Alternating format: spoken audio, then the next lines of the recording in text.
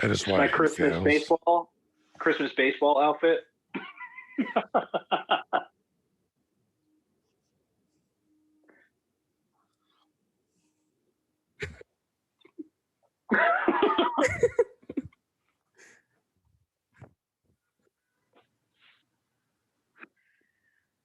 That's not very Christmassy of you, Delete.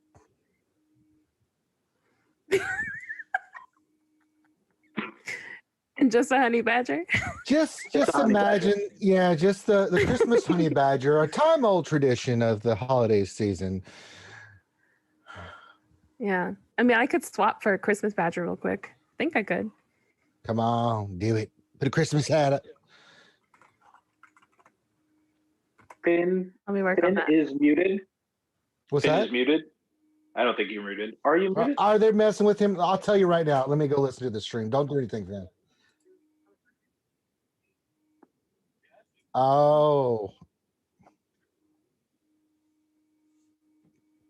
It was intentional. Now we're You have now killed- muted.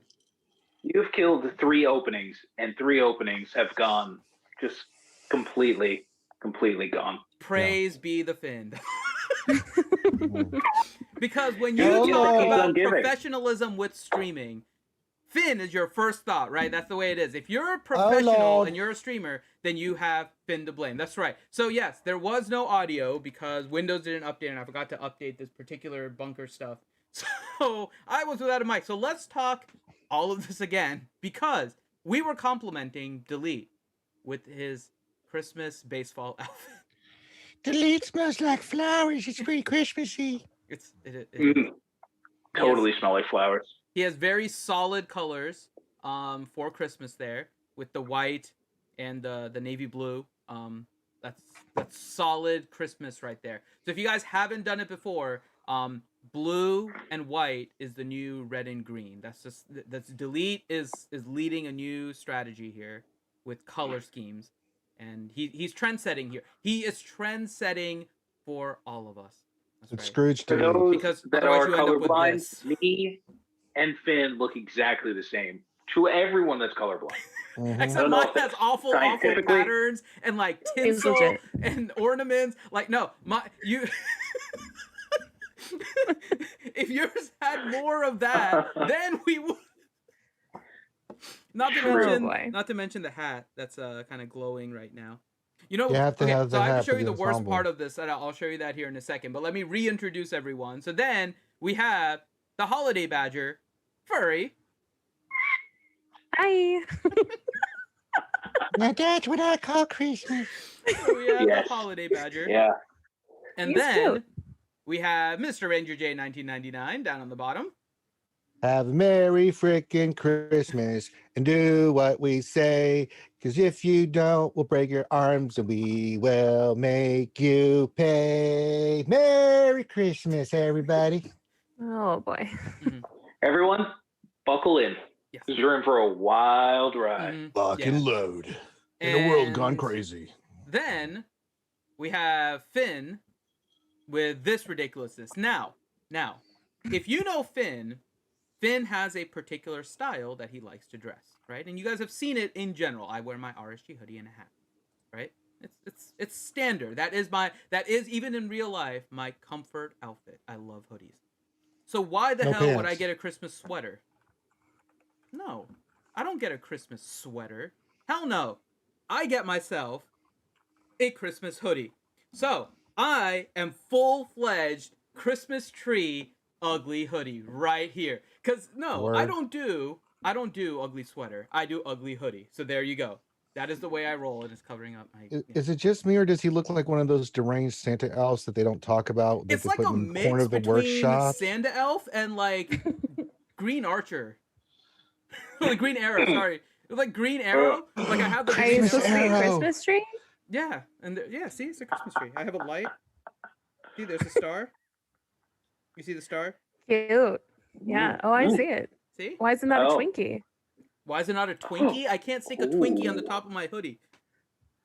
I That's a didn't negative. Not with that design it. attitude. I'm not the one Yeah. that designed it. That's, See, that's a big Negatron that's Batman. a separate thing, right? So if I was to get a custom built ugly Christmas hoodie, Oh, right, I like it that would beanie. turn me into a Twinkie, and then the bottom part would be like cats with Christmas hats trying to eat said Twinkie as it just goes across it. Because cats with Christmas hats eating a Twinkie spells ugly Christmas. I don't think there's any other. I don't know what else could be uglier than that on a Christmas sweater. Cats eating Twinkies. Cats with Christmas hats eating Twinkies. Oh, cats with Christmas hats eating Twinkies. Yeah. See, it's the Huh. combination that makes it an ugly hoodie. Right. See, that's what I'm saying. We See, there let's make that happen. RSG merch. RC merch.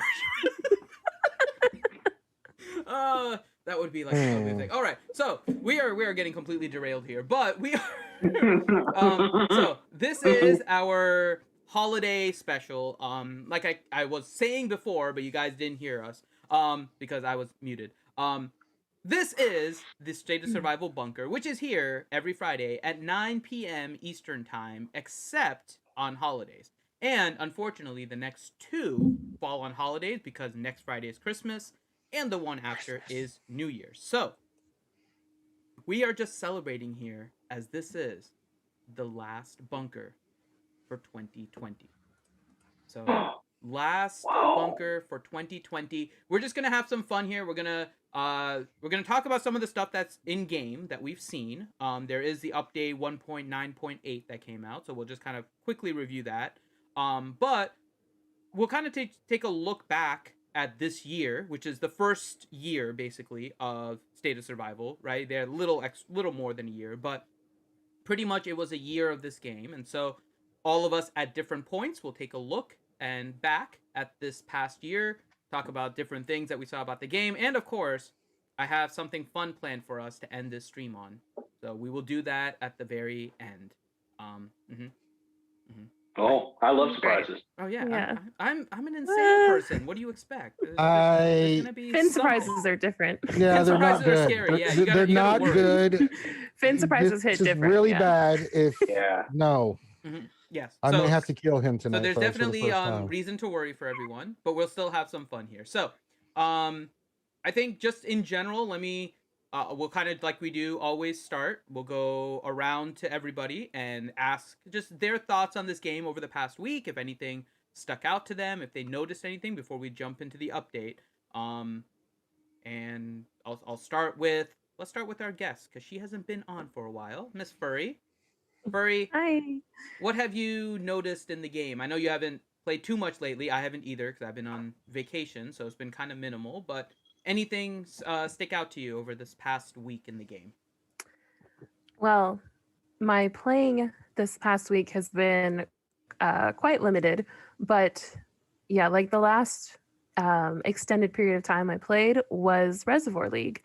And I guess, I know the game already knows that there's issues with Res League, but the thing that sticks out the most is how you can't communicate in game for Res League anymore.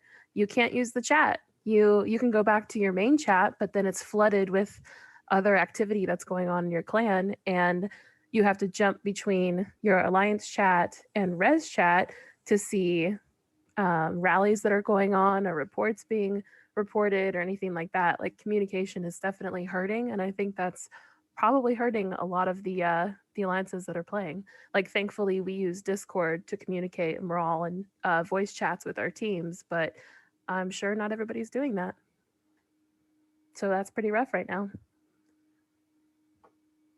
You're muted, Finn. I know, because I was typing. So yeah, I was trying to make sure because I was getting something. I was ready about here. to do the But kung yeah, fu voice. no, you're definitely right. It was definitely an issue, and so we'll have to see how it goes. But Yeah. Delete, we'll go to you next. But since Furry is on here, let's give away our first code for the night because we have my 3 God. of them. And I'll shout out everybody in chat here once we go around the corner with everybody and before we jump into the update. So, our first word for the day, which ironically works out perfect since Furry is on, is honey badger.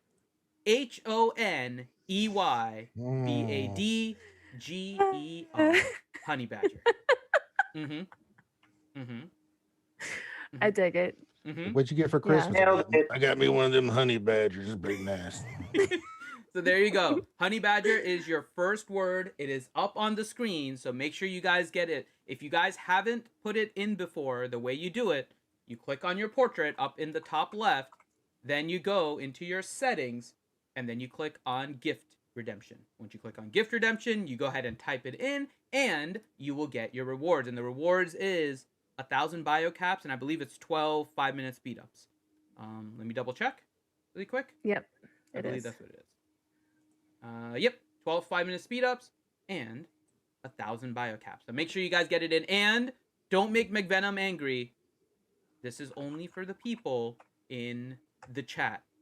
Don't be spreading this around If she catches because you, you are getting rewarded for being here with RSG on our final stream of 2020. So make sure you use it. Don't spread it around. Hell, use it on your alt accounts if you want instead. All your farms. You take advantage of it because you are here. If you're playing in 2 states, put it in twice. If you have 3, put it in 3 states. I don't care. Just it's yours because you are here. Don't be spreading it around. I'm just throwing that out there. Okay, so let's go. I have to like check our state chat just to make sure no one is putting it. yeah. Right. I know. I'm going to all the discords and Yeah, I know. checking. Everyone check all the discords. Okay. Hey, snitches end up in ditches. I'm just saying. Delete. Anything you have noticed in the past week in this game, just in general? Yeah, the biggest surprise was the battle mechanics and how facilities and bunkers and SBS was completely different. That was fun to learn on the fly. Very, very interesting. I've noticed that updates make the game extremely interesting because you have to relearn the game. The troop formations and what the percentages of each troop are like, who to use, and how to format, how to use your hero exchange to kind of make sure that you get the best skills, because those seem to be probably worth more now than ever in the past. So it was very interesting time for SBS, because it seemed like the other state that we played almost had a clue into how to do it before we did. So that was great because they had a little bit of a leg up, and it was a state that we beat in the past and then we lost to. Unfortunately, we lost our last SBS, which is kind of a sore point for me. Get over it, man. Move on. I Hugs just in don't chat. like losing. I totally don't like losing. So, but yeah, no, I mean, the game's progressing. It's probably the best way to say it. And we've seen a lot of progression from the start of the year to now. It's been like we're playing a completely different game. Yeah, it definitely is. And I'll talk about mine here in a second, just about how quickly they're making some of these updates. And we'll talk a little bit about how they can improve as well. But Ranger, anything you've noticed in the past week in particular with the game? Well, I mean, the first one is that Fury and Delete are not responding to any of my messages in game to dominate server 359. So I've noticed that I've been on total lockdown. You're asking the wrong people. That's the problem. Delete and Furry are actually sorry. Yeah, Like it's weird. It's like I'm like, hey guys want to do this and nothing. They're like, no, we can't help you. Nothing. Just no response. It's just been we're very strange. They're trying to let you down lightly, Ranger, to try and tell you that you're asking the wrong people for help. Yeah, I'm learning this the hard way. I'm just trying to make friends. When you were an Army Ranger and Yes. you wanted to try and complete a mission, you don't go into an elementary school to recruit. I mean, that's kind of... That's true. True. I mean, there is hope, but it's way down the line. So it actually is like going into the elementary school for us. Okay, Ways away. Like that Ranger, he sucks. I didn't help him. What a piece of shit. Oh God. No, it's the thing that I've had to adjust because I've only been playing for what, like 2 or 3 months. It's just the sheer number of crap that's just constantly going on and learning each thing. So I try to take it from a weekly perspective, like what's happening this week or what's happening today, what's the new event, because it's like it's so much. So I've just been slowly locking things down and learning and doing Reservoir Raid and other things for the first time and learning just the different formations and things are changing in the game. My main focus is just get the 30, get the best troops, get the best heroes, get them to be somewhat as much of a help to the guild as possible. So this is the first Christmas. I've only been playing for 3 months, so this is my first rodeo. So I'm learning, right? We had each holiday they have different stuff. So it's going to be like, what do they do for Christmas? What's going to be this? So I'm just letting it soak in like a sponge, learning everything I can, something new every day, whether it's the Alliance Throwdown and what that is and all this different stuff that we're doing. So yeah, it's just me again on the learning curve trying to catch up. I think we got. Yeah, I mean, Ranger, you're not alone. I mean, this game is very, very teach yourself, and a lot of it's just not self-explanatory at all. Yeah. So it just, I've learned a lot purely through this stream, doing it with all of our guests, learning it like while we were playing it, because this was my first war game. I made a mobile player, for whatever, God knows, for a while. I'll say it that way, and then. There are a lot of things that carry over into this game, but this game definitely doesn't teach you how to do just about anything. Well, there's certain ins and outs. Those are the basics, but then you get to those advanced things. Like, what are the best heroes? What do you should be focused on in your the farms? newest ones. Yeah, you learn that, but you don't know that at the beginning because they just if you're a spender, it's the newest one. Yeah, if you're a free to play or a low spender, it's the ones that you can get to at least 3-star. Yeah, so so it's like where it's a resource management game as well, because where you're going to use your resources and to be the most effective, and then learning just the different plague zones. It's a lot, so you just have to kind of take it one step at a time, really, and that's really what I've been doing. My first reservoir, this was my second reservoir raid. The first one, I had not a clue on what the hell was going on. I'm like, I'm going to go here. Wait, I'm on fire. Wait, what? Okay, I'm back out. Let me just go back in. All right, I'm back. I've healed. I'm on fire. Okay, I'm back out. All right, so this is not going well.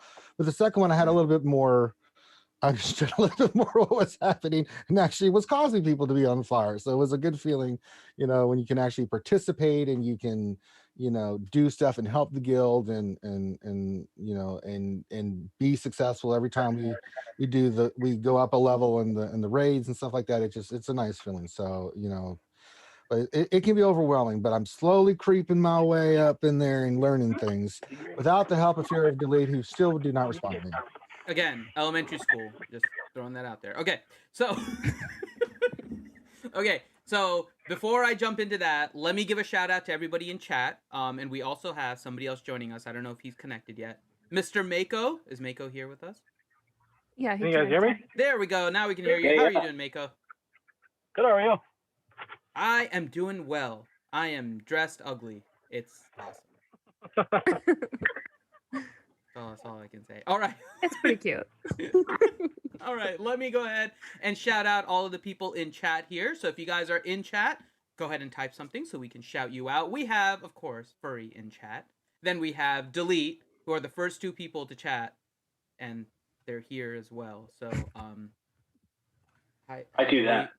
Yeah. Hi, Furry. Okay. You're just jealous you went first. And then we have Bo Carter pointing out that Finn is muted, which is about right. Yeah. Finn wasn't go back muted, and watch. but Finn was definitely not getting his voice on stream. So yeah. Yeah, go back and watch our early RSG streams. You want to talk about technical difficulties, boy, that'll bring And we still have them. And I know how to fix it. Yeah. I'm actually redoing like my entire setup when I move, so it's gonna be like I'm not gonna have this issue moving forward. You're still gonna have Microsoft screwing you. Don't worry about it. I can make it so it doesn't. So I'm getting ready for that. Froggy IP is here. Welcome, Froggy. Fifu is here. Evening to you as well, Fifu. And Fifu was asking, where is Venom? Venom is already kind of in her holidays, so she is spending time with her family already for the holidays. So that's where she is. So she is in family time, and of course, real life always takes precedent. I am here to sub in for her, but that's where she is. She is with her family. I probably need to read that. Hold on. I am It's the still holiday watching my season. settlement. Nobody try anything funny. There you go. Okay. So yeah. So she might be with her family, but don't be trying to mess with her in 125. She'll come after you. Just throwing that out there. Damn it, I'm in 359. I can't. Yep. All right. So then we have. It's a really long march. It is. God, I wish you could march to people across states. That would be hilarious. I know. They have I that would just, road I would now. do it. You could just follow that road all the way onto the other state. It's like a I know, 2-day right? march. Oh. Like, why is Ranger doing a 7-day march against me? He's not gonna hit me.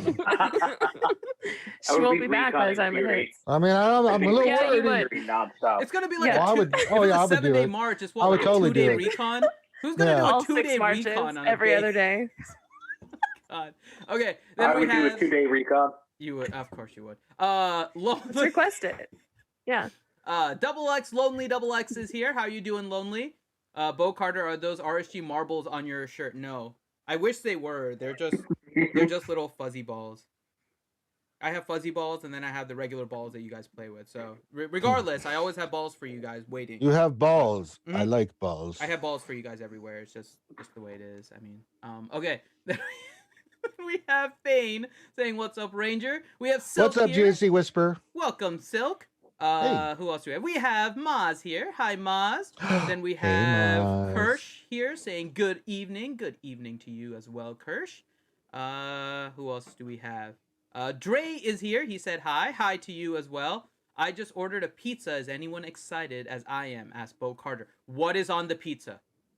What is on the pizza? That is the main thing. And Bo Carter is Bojang.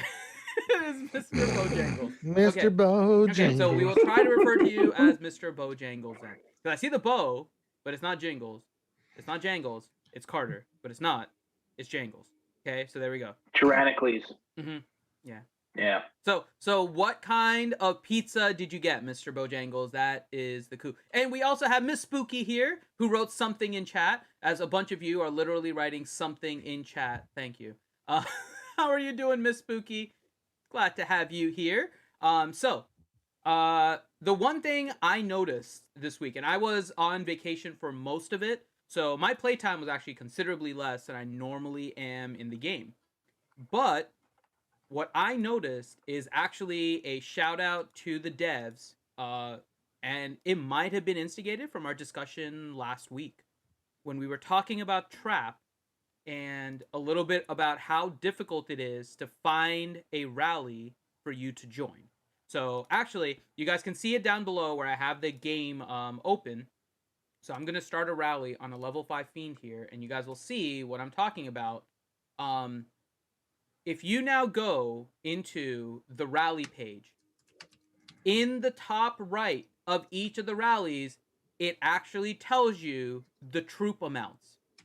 They actually tell you how many troops are currently in the rally and how many are able to fit in there. You don't have to click into it anymore to see which ones have space. And we talked about this last week, and they already came out with the update. So this is like a shout out to the devs. Like, sometimes there's those low-hanging fruit things where you can just do it and it's an easy fix and it just makes life easier. This is one of those. So shout out to the devs for turning this around on really quick notice, right? Because now they already have it set so that I think your portrait is the first portrait in all of them. So you can automatically see if you're in a rally. Now you can see which ones have space. That's all I can say. All I can say is kudos to the devs. This was really nicely done, especially with the new trap, which to me is still the most fun game mode right now in here because it's just straight up chaos trap. And literally everyone is just like, set one, join everything. And literally every like minute, so it's like join, set, join, set, join. It's just so much fun. So yes, shout out to the devs for that update. Mako, anything in the last, well, you haven't been here for a couple weeks, so anything over the last couple weeks that struck out to, like to you in the game Just any improvements, any new functions, anything that just drew your attention. Well, Throwdown got a revamp, which is nice to see. That it did. I wish they would do a revamp on Horde as well soon. Yes. Maybe we talked a little bit about that last week, right? Different ways that we could potentially do Horde. You weren't here, Mako, so do you have an idea about how you would like to see Horde done? I would like. I rewatched the stream on I think Sunday after you guys were done. The 20 waves of random waves would be pretty cool because it would make it more interactive. You actually have to pay attention who's getting attacked. Mm-hmm. Also, I was thinking instead of doing 2 hours, make it 20 waves in 30 minutes. Make it hard to actually heal your troops, so you actually got to work towards it. Because you have plenty of time to get your reinforcements sent with, I think it's 3 minutes between waves. If you knock that down from 2 hours to 30 minutes and you're trying to put 20 waves in 30 minutes, you're not going to have a lot of time to march all the way across your hive to reinforce somebody. Yeah. I like that. That's smart. Yeah. That'd be cool. No, I like that. I mean, because if you want to call it a horde, I mean, if I've got in game time 5 hours to plan for my next wave of horde, I mean, that's not really a horde. But if you've got 30 seconds, which you're trying to figure out how to fix a rally in 30 seconds, you might be in trouble. Yeah. No, I like that idea. Yeah, I think reducing the time has definitely, regardless of which option, I think every option has gone around. 2 hours is too long. 2 hours is way too long for that event. For any event, it honestly, really but is. At least a lot of Reservoir Raid and SVS, they're long, but they're constantly active, right? These ones are PvE ones. They don't need to be that long. PvP, different. Yep. So. And I think once you get to I'm almost 2-star and I can last all the way by myself till wave 19 on the highest difficulty of Horde. So even if you upped the difficulty, it'd make it better. Yeah. Yep. Okay. So with that, let's go ahead and jump in and talk a little bit about the 1.9.8 update. And then after this, just FYI, I'll give you guys a little shout out. We're going to give away code number 2 of the stream. We've already given away code number 1. If you missed it, you'll have to go back and watch it. But code number 2 is going to come after we talk about 1.9.8. So, update announcement 1.9.8. Dear survivors, the updated content for version 1.9.8 is as follows. We wish you a Merry Christmas. The Christmas events are here. Hooray! And you can see I'm festive. You know, right. Christmas sign-in during the event. Sign in daily to claim corresponding rewards. One thing I am noticing about the rewards, just as a kind of a general FYI to everybody, it's not giving me the red dot for the sign-ins. So if you guys are not doing your sign-ins, make sure you guys are doing your sign-ins. The easiest way, you just click on the Christmas Shindig Sweet Memory up at the top, and your Christmas sign-in is up in the top left corner. So you just click on that, and then you can click it. It's not giving the red dot for some reason, so please make sure you guys are getting your free sign-in rewards as part of that. So I'll go back to the mail here. That was just kind of a little PSA to all of you guys if you hadn't looked at that. Christmas wishes. You can obtain sleigh bells from the Christmas hunting, gift courier, sleigh bells, Christmas snowman, and festive top-up events. Sleigh bells can be used to make wishes and earn rewards. So we've seen these kind of currencies before that they do in each of the events, right? And you just trade them in later to get stuff. So start collecting those. Kirsch, really? We starting that already? Yep. They've already started all the Christmas stuff. They have. Charles Espinoza is here, says, wish you a Merry Christmas to everyone. Really, but Rod. No, we wish everybody a Merry Christmas, including those from Rod. Rod have been in our chats and everything from the beginning. Of course, by the way, we are also only 30... What episode are we on? Hold on, let me double check here. We're 33? What's today? I think. Hold on, where is it? That's 33, yeah. 33, yeah. So we're only 33 weeks old, and Rod has been with us from the beginning. So, thank you to Rod and, of course, Law. And I will say, 125 actually came out in support of us for a while. 125, I think Law, Rod. We had some people, and I'm trying to remember which it is because it's one of the. It wasn't Triple X. I think We it had was some HOH. HOH. We That's had the some one. We had some Yeah. HOH in here. Yep. You guys have been here kind of from the beginning with us as we started. So thank you to all of you guys. I haven't seen her around, but I know Bean has always been around from the beginning. Kirsch has been in the chat. Fifu. So thank you to all of you guys. Without with you guys kind of helping us get started, we wouldn't be at episode 33 and continuing to push forward as we go into the new year. So thank you to all of you guys. We are going to continue here with 1.9.8. We have the Lucky Christmas Tree. Participation in the Lucky Christmas Tree event can result in fantastic rewards, including Christmas snow globe. I know that piques the least interest right there because Christmas snow globe, Christmas Eve, and Christmas Blizzard HQ skins. So there you go. So we got some new skins. We have some optimizations here. Alliance HQ relocating. In the Alliance territory interface, the new button relocate has been added. Only the Alliance leader is authorized to relocate the Alliance headquarters. Optimizing, or that's one, which is nice. We've relocated ours, but you had to destroy and you had to rebuild. So the ability to do that is nice. Then the other one, optimized matching time of Reservoir Raid, feature currently only available for states 267 and higher. Then we have debugging, found a bug that caused Reservoir leak time not to correspond with the selected time of both alliances. And I think Delete, you mentioned this last time, where it's like you had one time and other people in your alliance had another. You thought you were winning, they saw you were losing, and so it was just causing. Cost us the win. Yep. Yeah, it cost us the win right there. Mm-hmm. So we do have those. And of course, if you guys update, they sent a nice little thing with a bunch of speed ups and maps and all that. So make sure you guys have updated if you haven't already. But what do you guys think overall of 1.9.8? And note, they didn't include anything about the rally. That was the interesting part because I'd seen this before while I was on vacation, and the rally thing surprised me. So that's the reason why I wanted to make sure it was pointed out. It's not mentioned anywhere in the update. And it was, I think, the best feature of the whole thing. So, yeah, what do you guys think? We'll kind of go in reverse order this time. Mako, what did you think of? Anything special about 1.9.8? Not particularly that I've seen so far. I mean, the event is just starting that they dropped on us. Like you already said, the rally is probably the biggest thing that is the most helpful for us. But the optimization, we don't really, at this point in 125, we're kind of stuck with our HQ area where we're at because everybody's kind of got their designated areas. But I mean, that's kind of a cool feature for younger states that haven't really mapped out their own territory yet. Yep, no, that's true.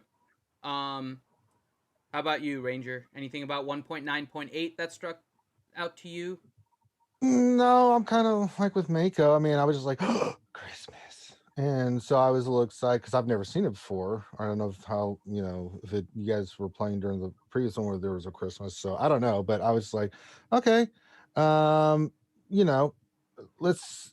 interested to see. I've had fun with all the events. I mean, it's been kind of fun to do. And the cool little rewards and stuff. So I've been kind of interested in that. So that kind of stood out because I've never seen it before. So for me, it's like opening your Christmas presents early. Mm-hmm. Okay. How about you, Miss Furry? Well, I like the extra, holiday event stuff that they've added because for a while, all the holiday events were basically the same. They just changed out the graphics for it, but all of like the requirements for all the rewards, like they were all pretty much the same. But it seems like they're making an effort in changing that up, so that's nice. Mm-hmm. And then I do like that rally feature with seeing how many troops are, in the rally, seeing that so that you don't actually have to go into it. I think that'll help a lot with like everybody's games crashing all the time because everyone's trying to join into a rally at once. Yeah. So I think those are good, but the rest of it's, kind of not really relevant for my state because we didn't really have any of the other issues that were going on, Right. like with Res League, except for the chat thing. That was the only thing. Delete. How about you? Yeah, I mean, I think just to echo, the statements, like the rally is a big helpful benefit for people that are doing trap because it's so important trap now, and you can use it just about any time you do a rally, which is huge. I think the biggest thing is going to be, it's just the battle mechanic change. It's going to take some time to get used to and learn how to, go ahead and figure it out, maximize its potential, optimize your rallies to make sure that they land and hit strong. So, but it's cool, and I do like that they're switching up, the way that events look. So it kind of gives you a little fresh perspective on the game. So it's not just like, like Fury said, it's just like a graphic change. It shows that they're kind of investing in showing how things could be or things that they're moving towards. So I think it's all, pretty good. Okay. I'm gonna point out something that wasn't on there, but it was something that we all got an update for, and I forced the restart of my game in order to show this. And again, I've only been playing now for about 6-7 months, right? So I'm not sure if this is something new to me or to everyone. But in the loading screen now, we recently had the event that introduced us to Becca's mother. There now appears to be Becca's father setting up a snowman with her. And I'm wondering if there is, and I think it's kind of cool if they're trying to kind of follow the story of Becca through a lot of these events. Because that's what it seems, right? We got introduced to her mother just a little while ago. I haven't seen the father any time until now. Like, this is the first time I've seen it. I don't know. And he kind of looks like Benicio del Toro, which is kind of weird too. But I mean, he kind of does. Now everyone go look and tell me I'm wrong. He looks like Benicio del Toro. I did not make that correlation. No. If you like, if this is like, and if this is like the general theme of the game, I'm happy with it because it's nice to have kind of like an overarching theme, right? We have all the war and the PvP, and that's going to constantly be changing. There's no way for us to really be able to like stabilize that in any particular state. It's going to be dynamic based on everyone. The PvE content is what you can control, and the fact that you might be able to control like the Becca storyline and actually introduce it through different events and slowly start to give us little bits and pieces, because she is, except for I can't remember his name, but the crazy redneck at the beginning that ends up dying, Willie, yes. So except for him, I think Becca is the only kind of introduced character that is a combat character, so not like the scientist, that we don't have any control of in the game, right? She's not a hero. She's introduced everywhere, but we don't have Becca as a hero. The only other one I can think is the scientist guy that we keep on seeing that helps us, but that's it. Everyone else is Sarge, Rusty, Maddie, like in all the storylines.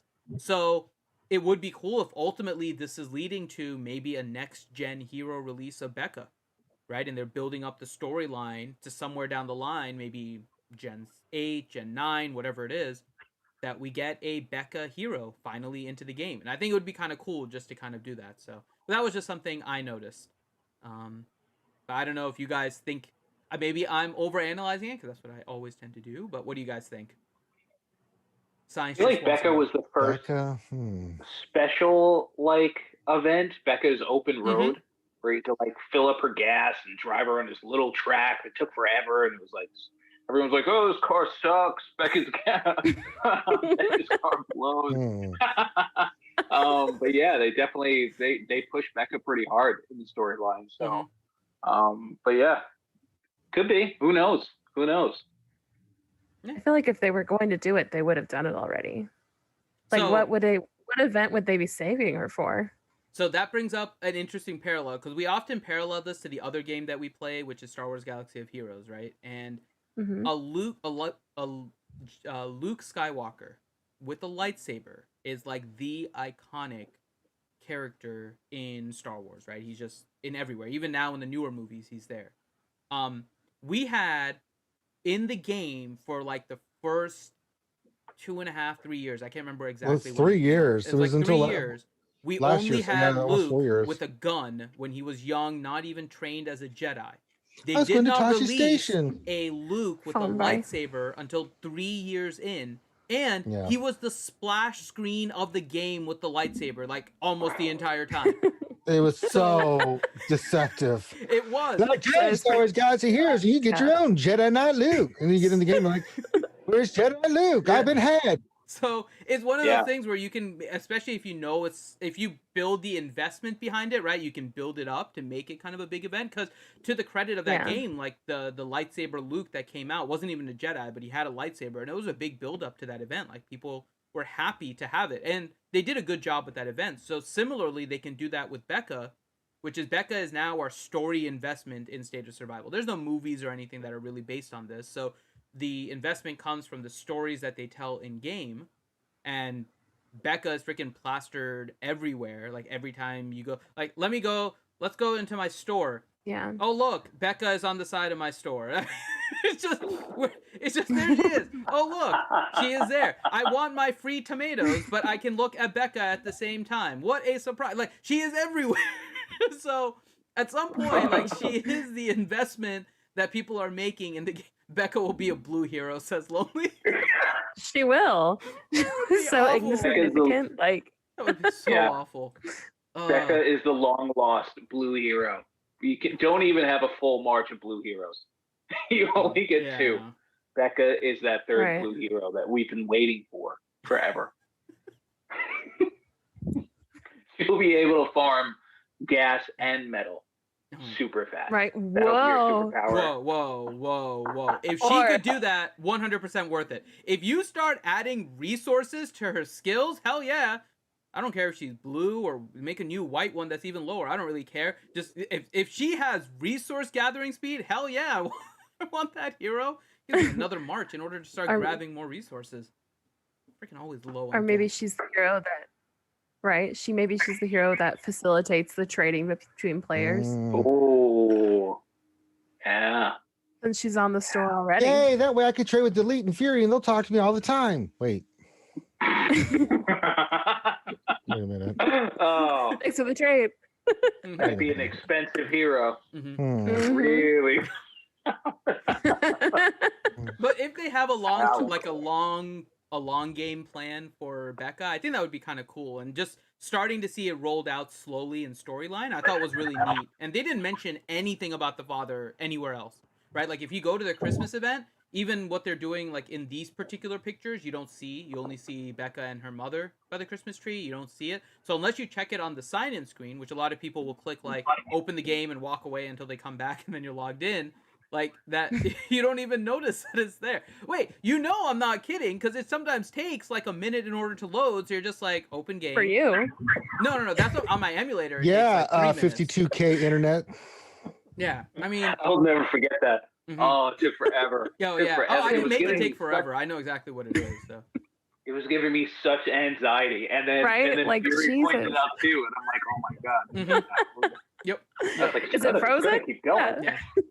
No, I mean, so before I start the stream, I mean, I can record it. You guys hear, and that's why I can't. Right. Modem connection sometimes takes a little while to warm up in order to do the download of SOS. It's just that little extra oomph that I need. Okay. You're making this worse, Finn. Just move on. So we are looking at 1.9.8, and that was kind of all that came in there. We saw some other updates that we talked about that weren't directly in the update list, but we definitely noticed it. So what I'm going to do now, before we jump into our next topic, which is just going to be general things we want to see as we go into 2021 in the game, right? Just in general, what do you want to see with the game? It can be events, it can be improvements, it can be new heroes, if there's some certain type that you want. I mean, we can come up with a whole list of things, right? So we'll kind of just go around, put together our wish list for Santa for State of Survival. Oh my god. What do we want for State of Survival in 2021? And we're going to ask Zombie Santa to give us that. So that's why he was on the portrait of the thumbnail. But in the meantime, we're going to go and give you the next code. And the next code, now be careful. You have to listen to this one so you don't get confused. The next code is Nero. NERO. 0. Oh. Keep in mind, it is a 0 at the end, not the letter O. The code is Nero, NER 0. So make sure you guys get that into your games. Once again, in order to get your gift redemption in, you click on your portrait in the top left. You go to the settings, and then you click on gift redemption. You type in the code, and you will get yourself 1,000 biocaps and 12 5-minute speed ups. So get that code in, guys. And let's jump with Ranger first, because Ranger is the newest amongst all the players. Yes. So far with everything you have played in the game, what is something that you would want to see and ask Santa Claus for State of Survival in 2021? I would like for Delete and Fury to message me more in the game and be my Oh my friend. God. No. I mean, Santa only has so much power. Shut is my Christmas wish, Finn. You know, see me crapping on your crap. Ooh, I don't think that's fitting in Santa's sack.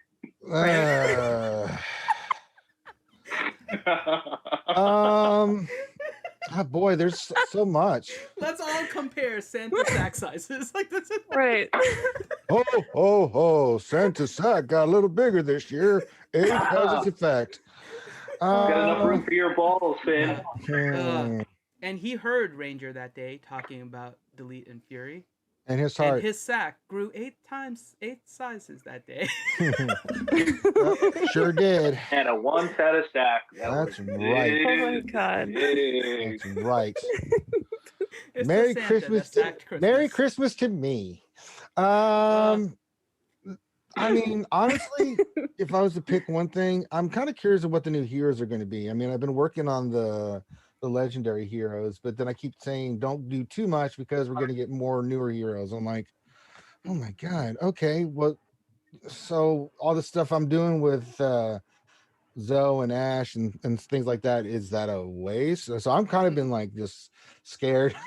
Well, you're in an interesting position though, Ranger. So you being in 359, Delete and Furry and Mako know what the new heroes are, right? Because we are behind in the heroes. Okay. 359 is like 2 generations behind, I think, if you combine 4 and 5. And I think did you guys just get the new ones? No, with this new release. Yeah. So you got another. Yeah. So theoretically, like a week ago. A week ago. Okay, 2 weeks so ago. we're kind of like 3, maybe 2 generations behind, depending how you consider 4 and 5, because they kind of merged, transitioned that. But we are behind in 359. So we are currently on Gen 3. Gen 6 is in the game, right? So Oh Lord. So that's why everyone. But you also have to take into account what your play style is.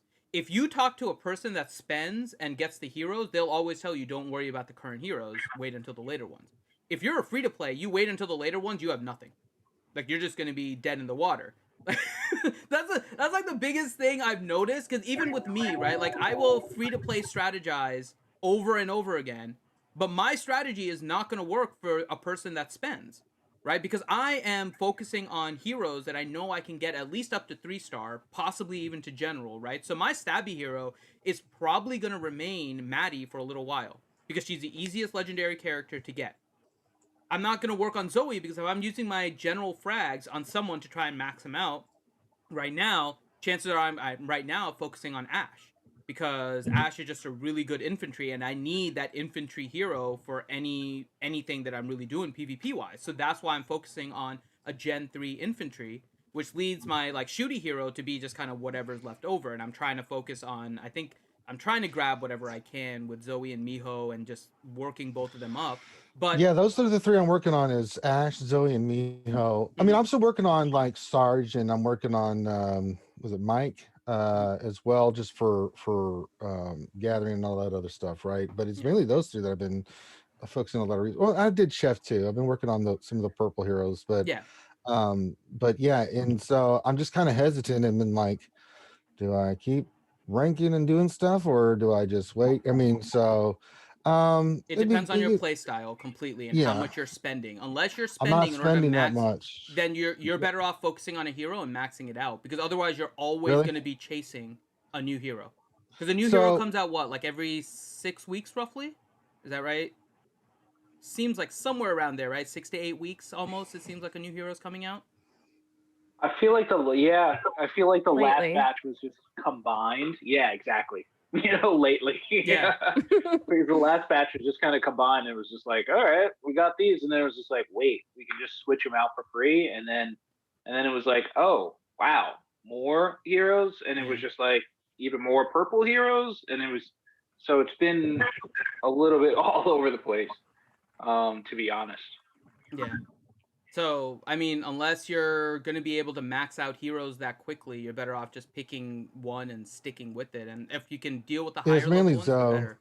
So, Yeah, I've been doing Zoe, and then I've been doing the store for Ash, and then Miho. I've been getting heard here and there, right? But it's just again, it's that learning curve that I'm on, like trying just to develop the roster and the characters.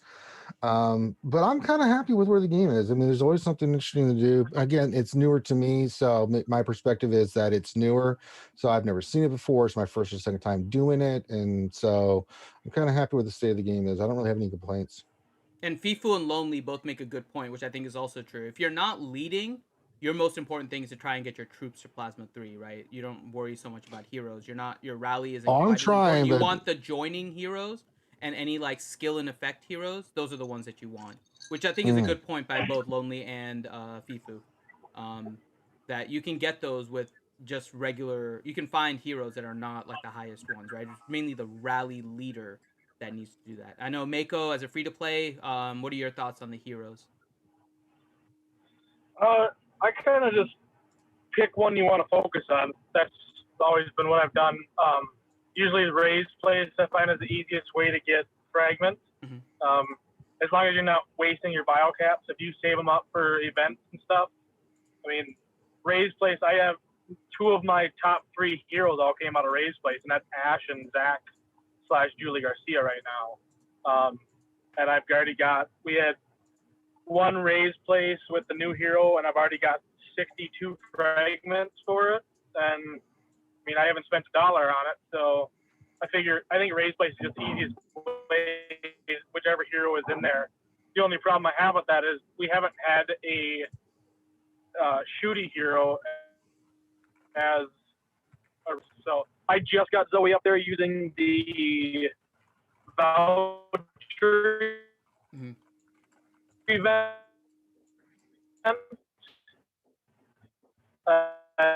and she's only lucky, so. Okay.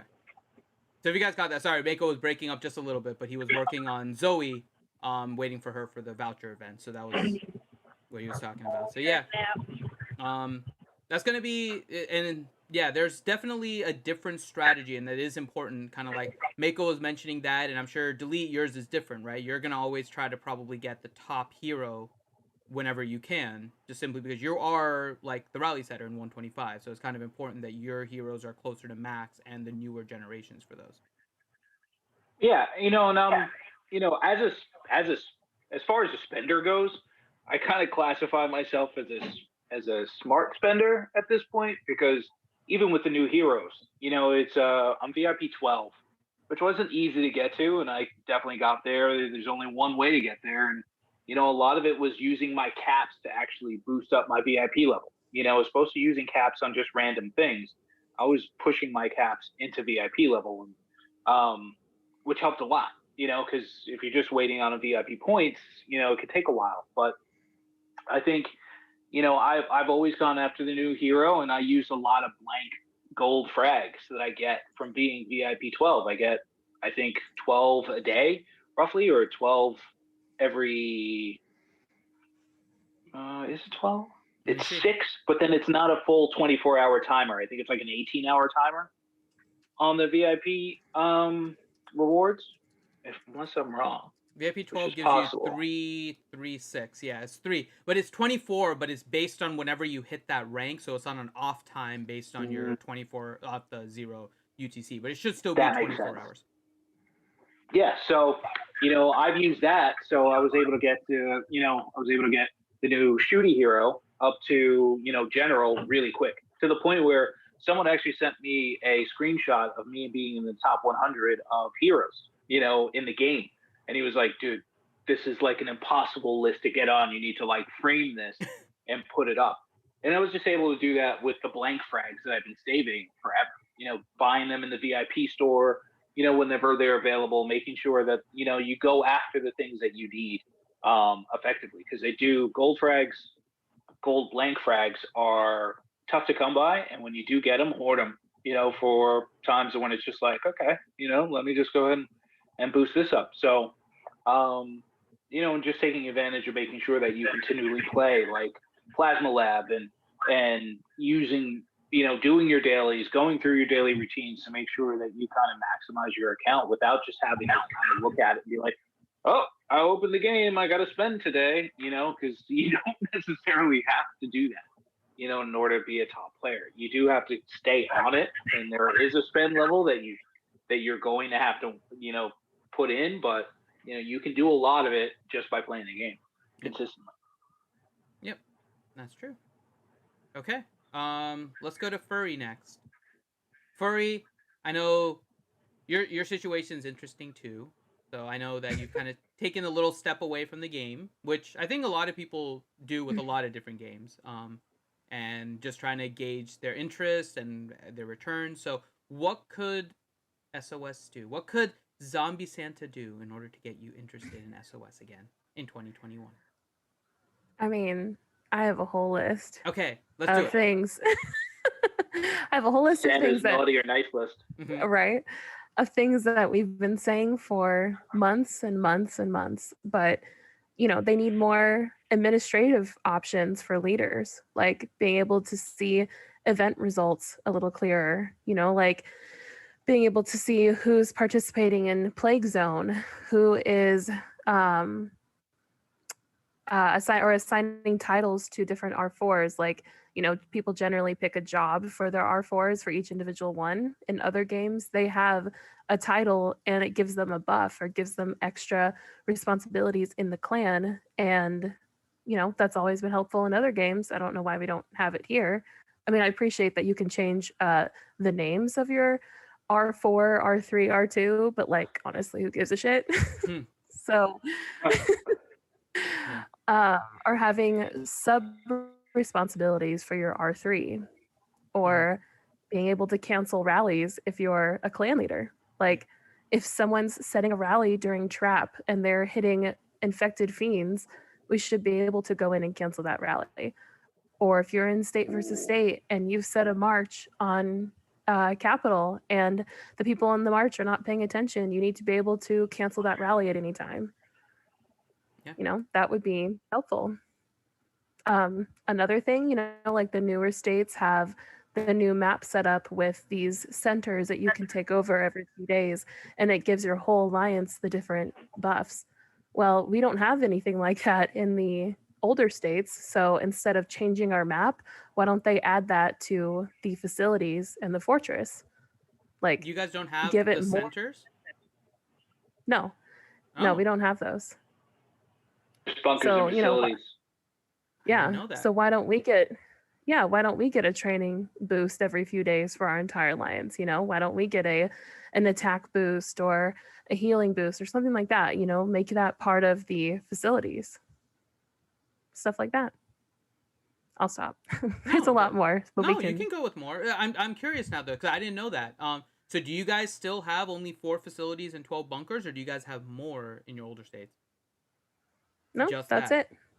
Interesting. They have not changed. Yeah, none of that has changed since they released all of the new map content for all the newer states. The older states are still stuck with all of the old stuff, all the old building mechanics. Interesting. How, if they wanted Yeah. to, is there a way that you guys see in the older states that they could add those? Because I'm sure towers are taking up a lot of areas, aren't they? So is there a place where they can just stick them?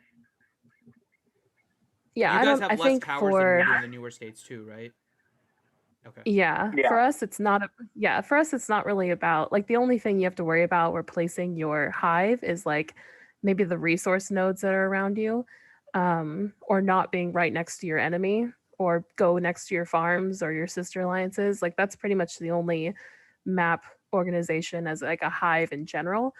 At least as far as like where you place yourself on the map. There's other things you could do when you're just arranging your hive, but that's besides the point. But there is still, I mean, and I'm assuming in a lot of the older states, there's plenty of room right now. You know, alliances were disbanded or their area was, you know, disbanded a long time ago, and probably a lot of unused space. They wouldn't be able to do exactly what they do in the new ones unless they removed everybody's hives and then place it all back down. And then you have to do the mad dash for grabbing territory. Right. That would be the only way they could do it. But they did add the ability for you to now relocate the Alliance headquarters, so that could make a lot of that easier too.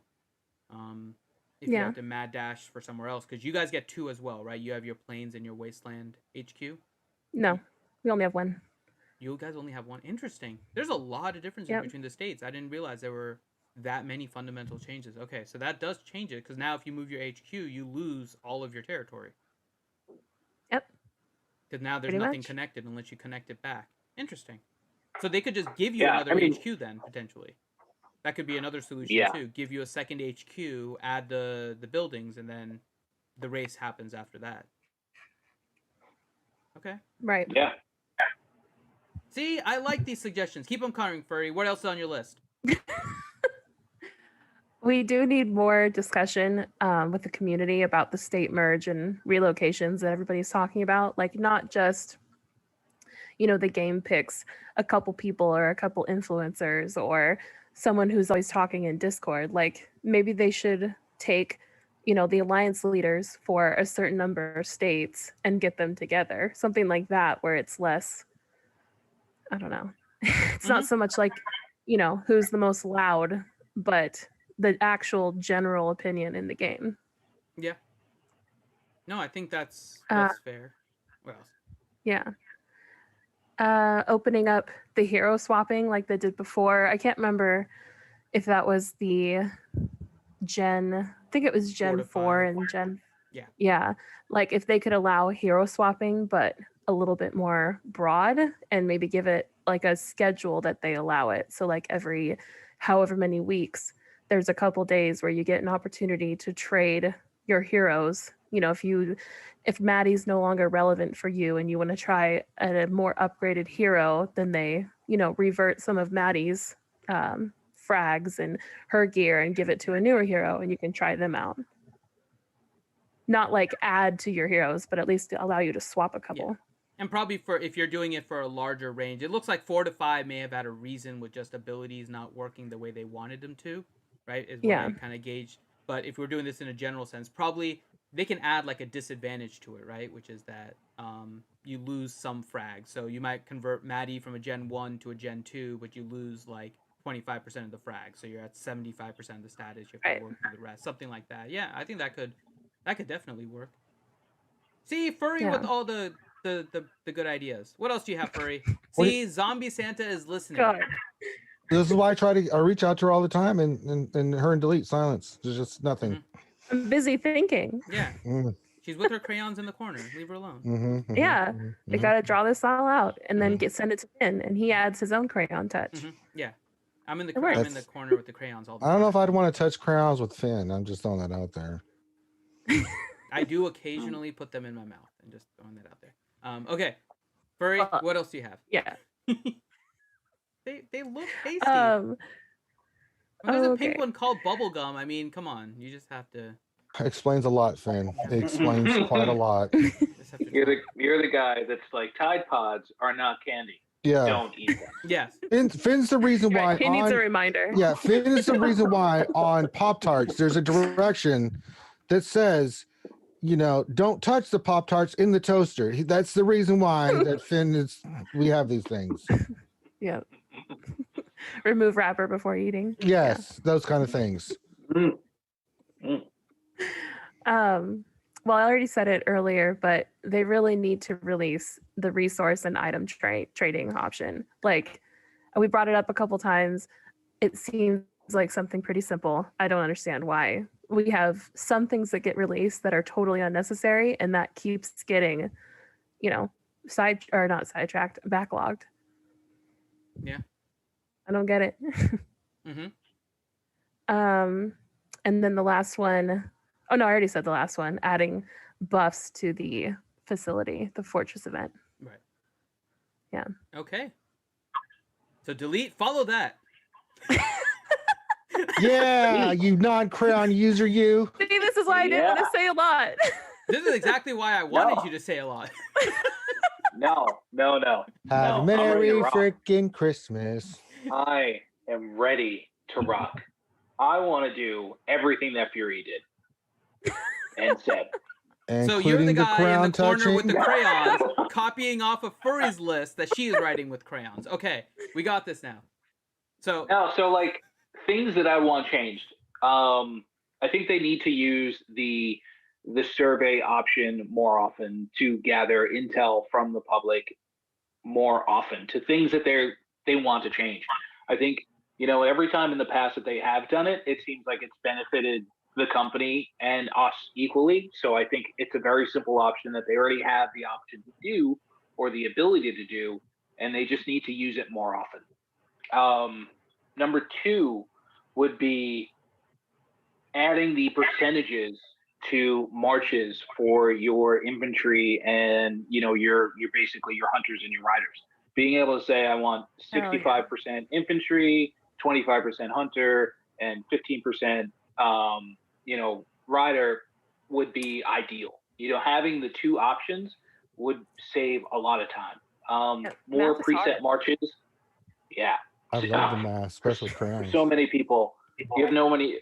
I've just never seen where I'm like adding percentages and people are just putting in the actual number of like, all right, 60, 25, 15. And they're sending, just 60,000 infantry and 25,000.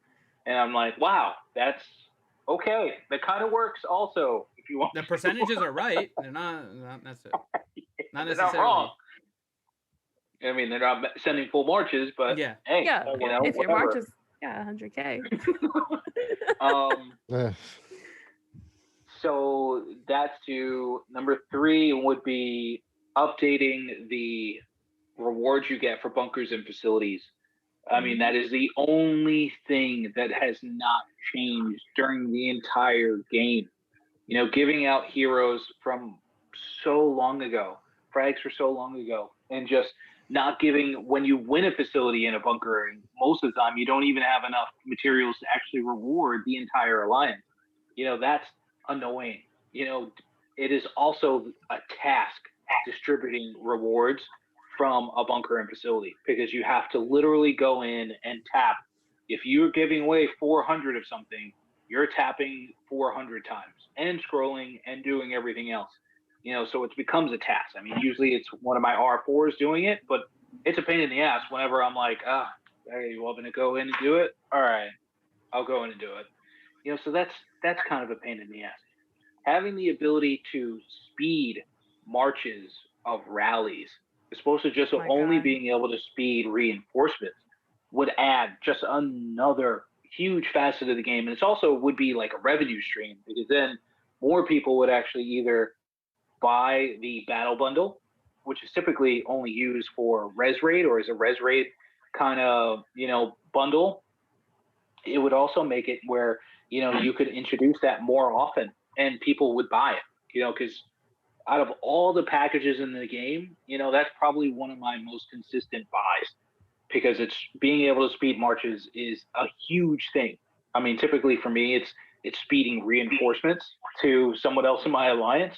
But it's just extremely helpful.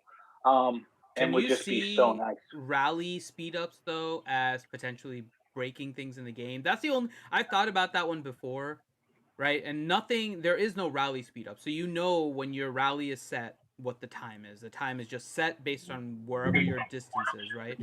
Do you think there could be a negative impact of increasing rally speed potentially on just some of the things, or do you think it increases the competitiveness? You can keep the only having a 1 minute and a 5 minute rally, or in certain scenarios only having a 5 minute rally, but speeding the march time of that rally. No, that's what I'm talking about. So I think it would. I would see only a benefit. I would see only a benefit because then it would, especially for the company, because that's just a revenue stream. Because then you would do it. you would actually, do it. It's supposed to be, it would take away like, oh, I'm 16 rows back at Capital, like 16 rows deep, at SPS. And I can go ahead and just speed my march, to go ahead and do it. How many people right now it's 2,000 caps for a 50%. And That's for you can solo just, march. That's for solo yeah, march. We for have like solo. nothing for Correct. rally. Yeah. For a But rally, you it would could- probably be significantly more. Probably. And who wouldn't push that button? I'm, in certain scenarios, I'm pushing that button. I'm doing it. Yeah, it's a really great point. I mean, obviously, there's going to be a side or a certain amount of players that are going to get pissed because they're thinking that it's going to give all the whales the advantage, which it does give them an advantage. But I mean, recruit some spenders to your alliance or pool up your bio caps. Like if you're not spending it on other things, like dedicate even just one person. I don't know. That's tough. But then Fifu made a point in chat that I think actually is really good. He said other games allow one speed up per rally of either 10 or 25%, and that would make it fair. Like you couldn't just like spam a rally speed up, only allowing them one. That would be reasonable. And if you made it for something like biocaps, you could make it like, and you said the word pooling, which is kind of interesting. You could make it so that your entire alliance has to pool together. So somebody could donate, let's just say 2,000 bios, and it's going to probably be more because it's 4,000 to pull a rally or pull a rally back. So let's just say 4,000, right? You could make it so one person pays 4,000 bios, or like each person in the rally can donate a particular amount in order to build up to 4,000. So you can see that it's a total of like 500 out of 4,000, and somebody else donates 1,000, so on. So you can make it like an alliance activity in order to do the speed ups too. So yeah, or like even just make it or just put it in the alliance store. Where you make it like at this point. I mean, the only thing that we're investing in is sustainability. Like we've maxed out everything, so there's nothing else to kind of go for. So, that's a good point.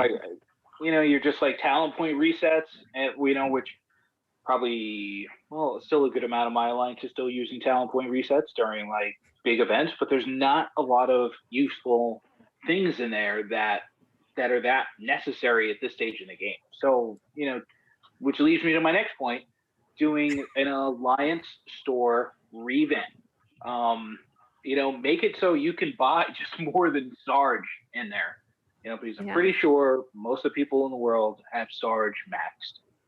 So having to buy more Sarge would be like me getting more Jane frags that I don't need, which leads to my next point is the ability to kind of just change or trade in, which Fury already said, but like expand, like either going into using like 1 billion in reserves for 1 gold frag or something crazy. Make it ludicrous, but something that you can at least like work towards, revamp the ability to kind of trade in things that you get that you're already maxed out into something else of value, because you're getting something of value and it turns to 0 as soon as you get it.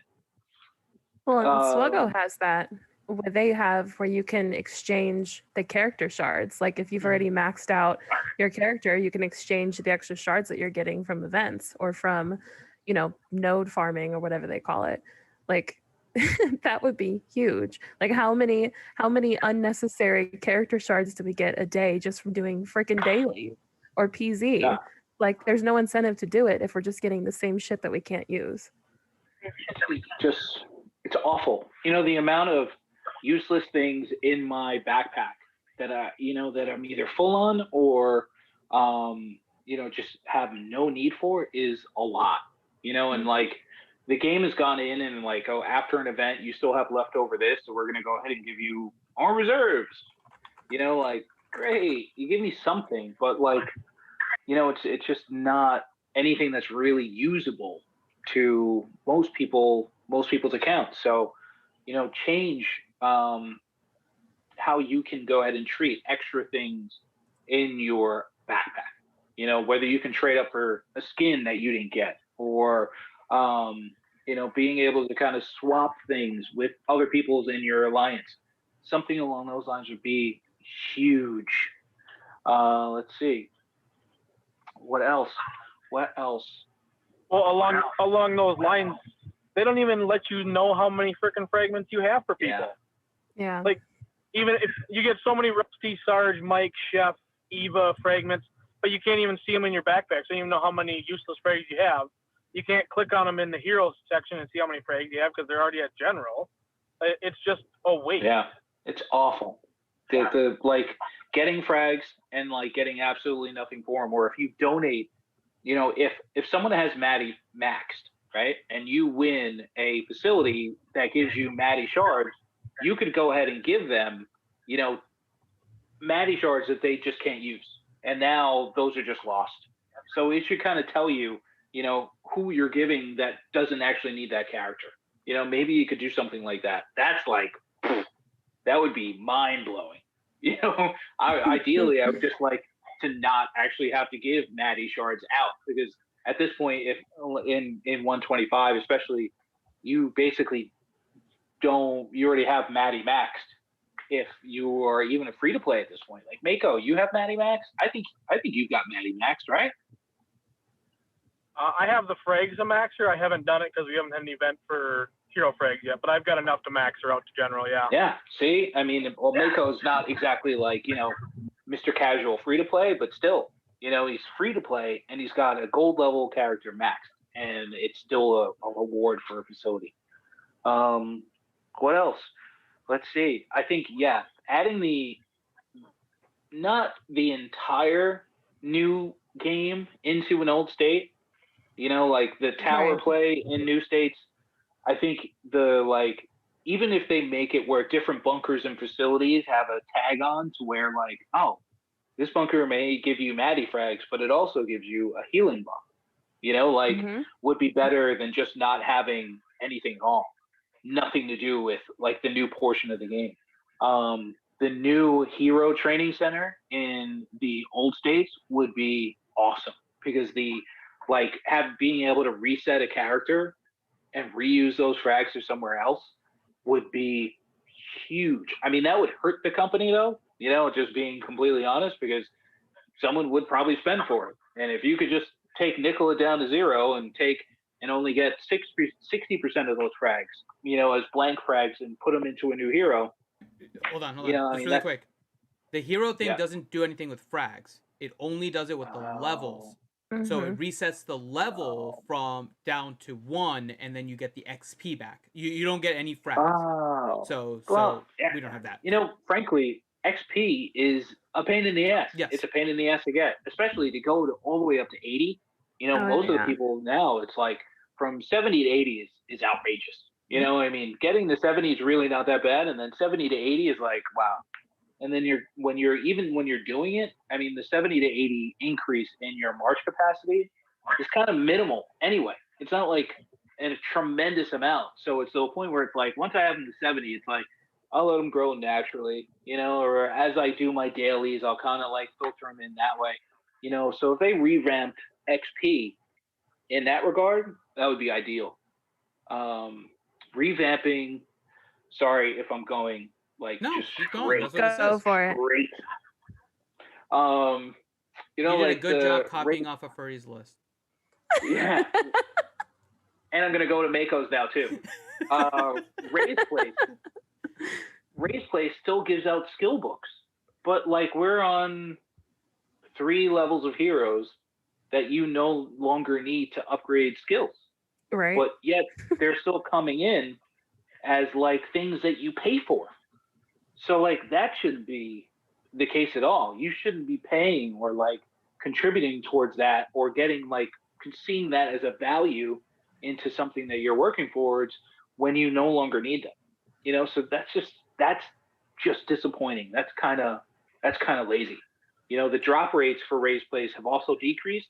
You know, in the beginning, it used to be like, wow, you could almost get like on one round of Ray's Place, you could almost get someone to general.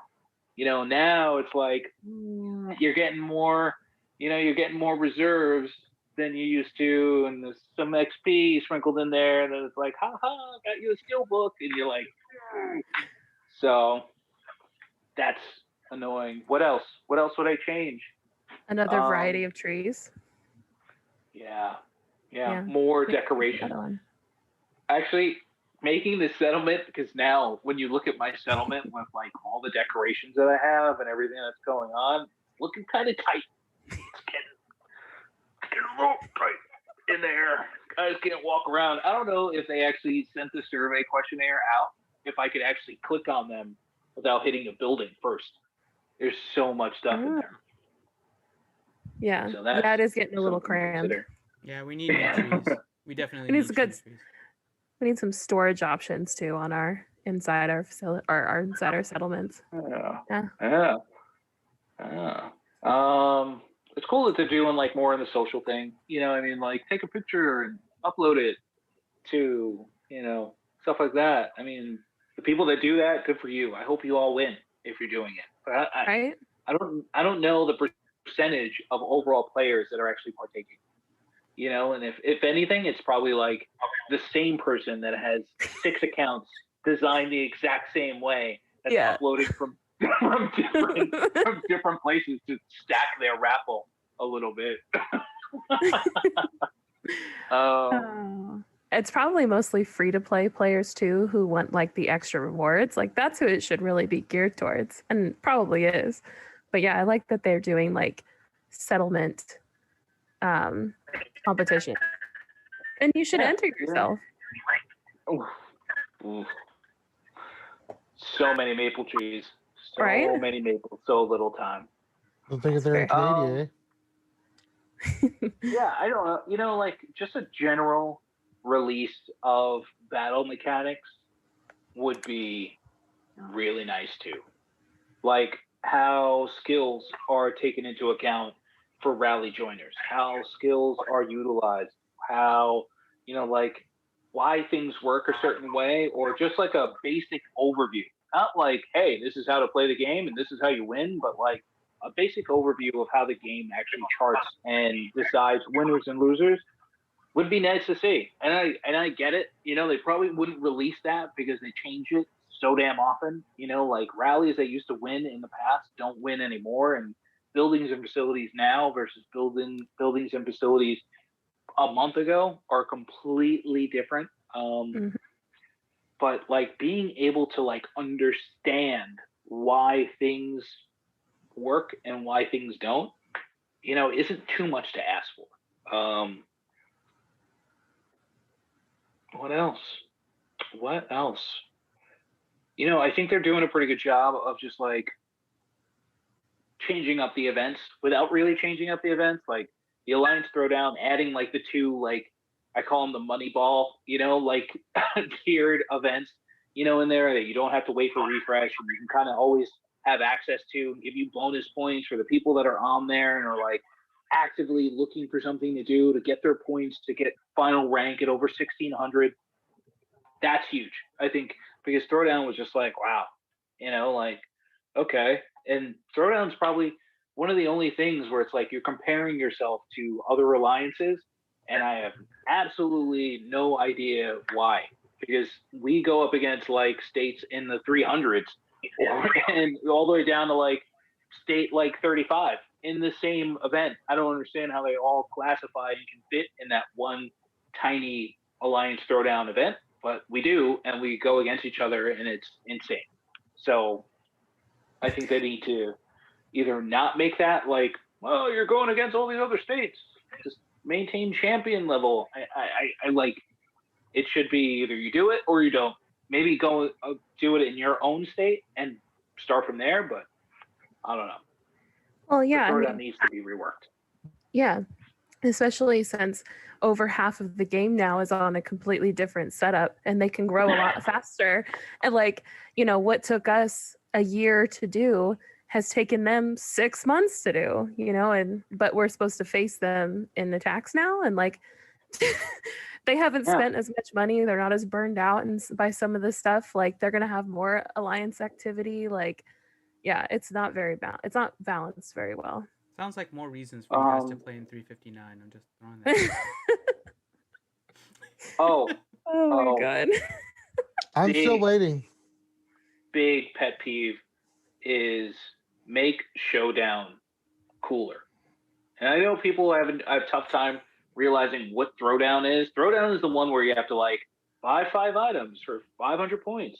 Yeah, it's a task. Showdown is the one where it's yeah. Yep. Showdown is the one where you got to pick left, right, or middle, and then you just wait until it's over to collect your stuff. Showdown should be cooler. Showdown could be I don't know. It should be like a single line, and it's just like everyone run through everyone, and the last person wins, or something along the lines where it's like, because I'll watch the replay and I'm like, I didn't even get to fight this time. Wow, that was a waste of 8 seconds. Great. Yeah. And I'm going against like other like alliances I have no idea. Sometimes we'll just win them all, and other times we'll lose them all. And it's just like, well, all right. I don't know the difference between the amount of rewards we get anyway, so right. Who cares? Yeah.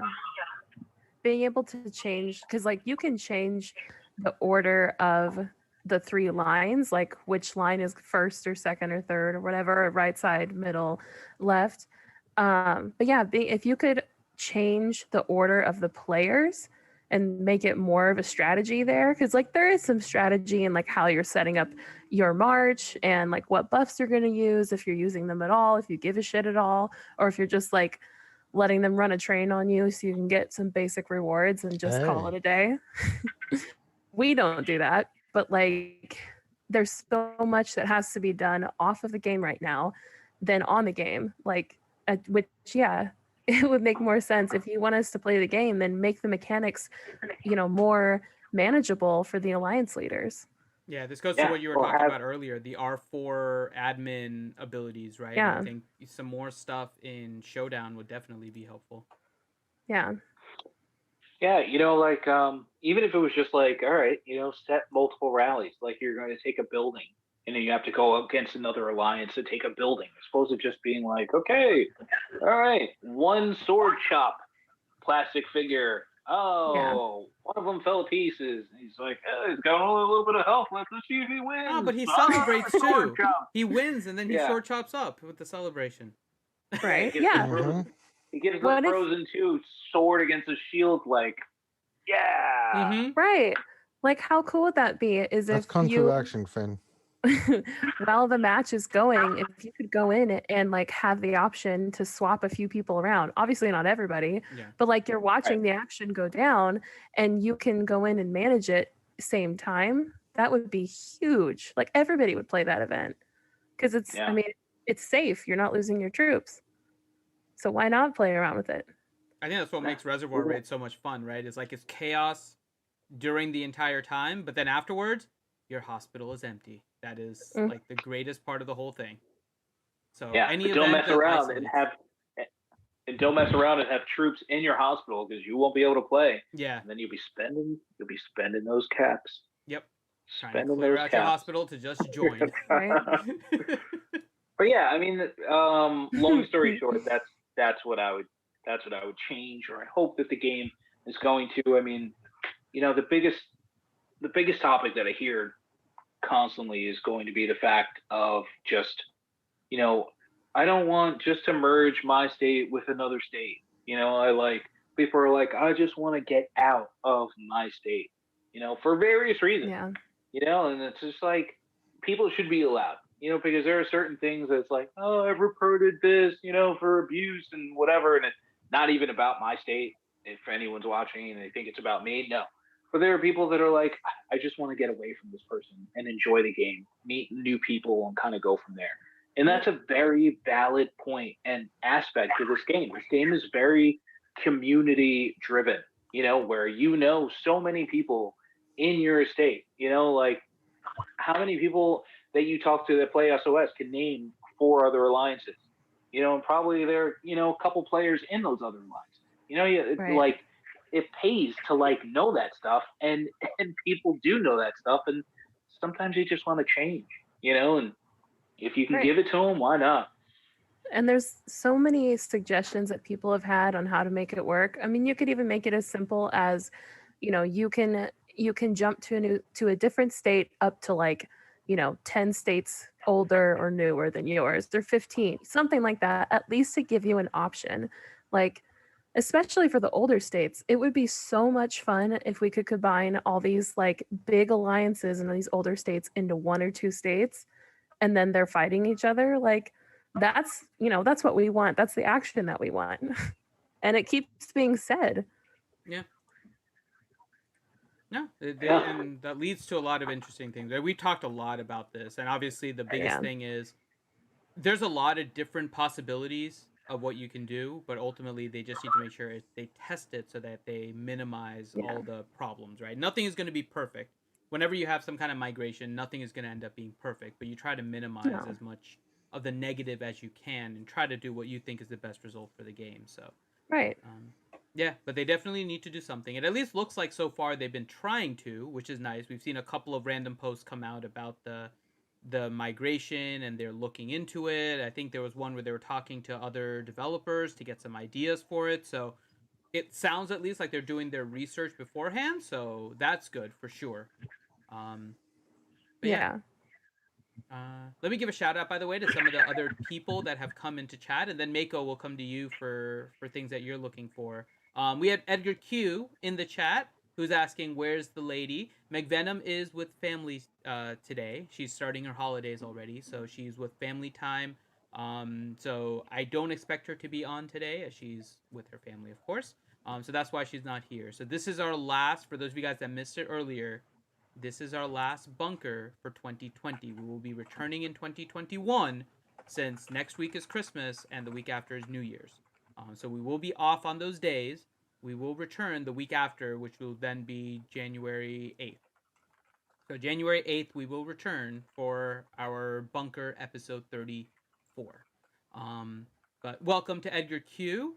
There's another few names here. Hold on. We had Sean here. Sean is here as well. Welcome to Sean. And who else? There's a few more. Evie Cobalt is here. Welcome to Evie. And I think Jeremy was here as well. Jeremy123. Who else is spoken.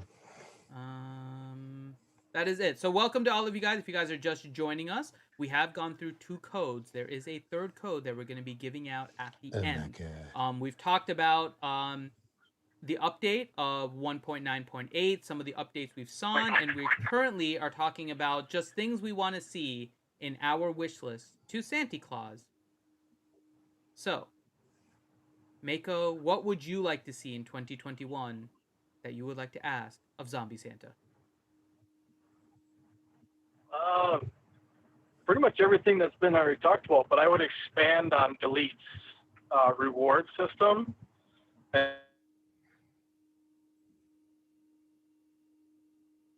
think we're losing Mako. I think Mako is driving. And just revamp them all. I mean, for those maps, and you're giving us. Yeah, he's talking about the facilities. Yeah, revamping the rewards. I think that's definitely something we've discussed before. Poor Mako. Yeah. We do agree with you, Mako, even though we couldn't fully hear you.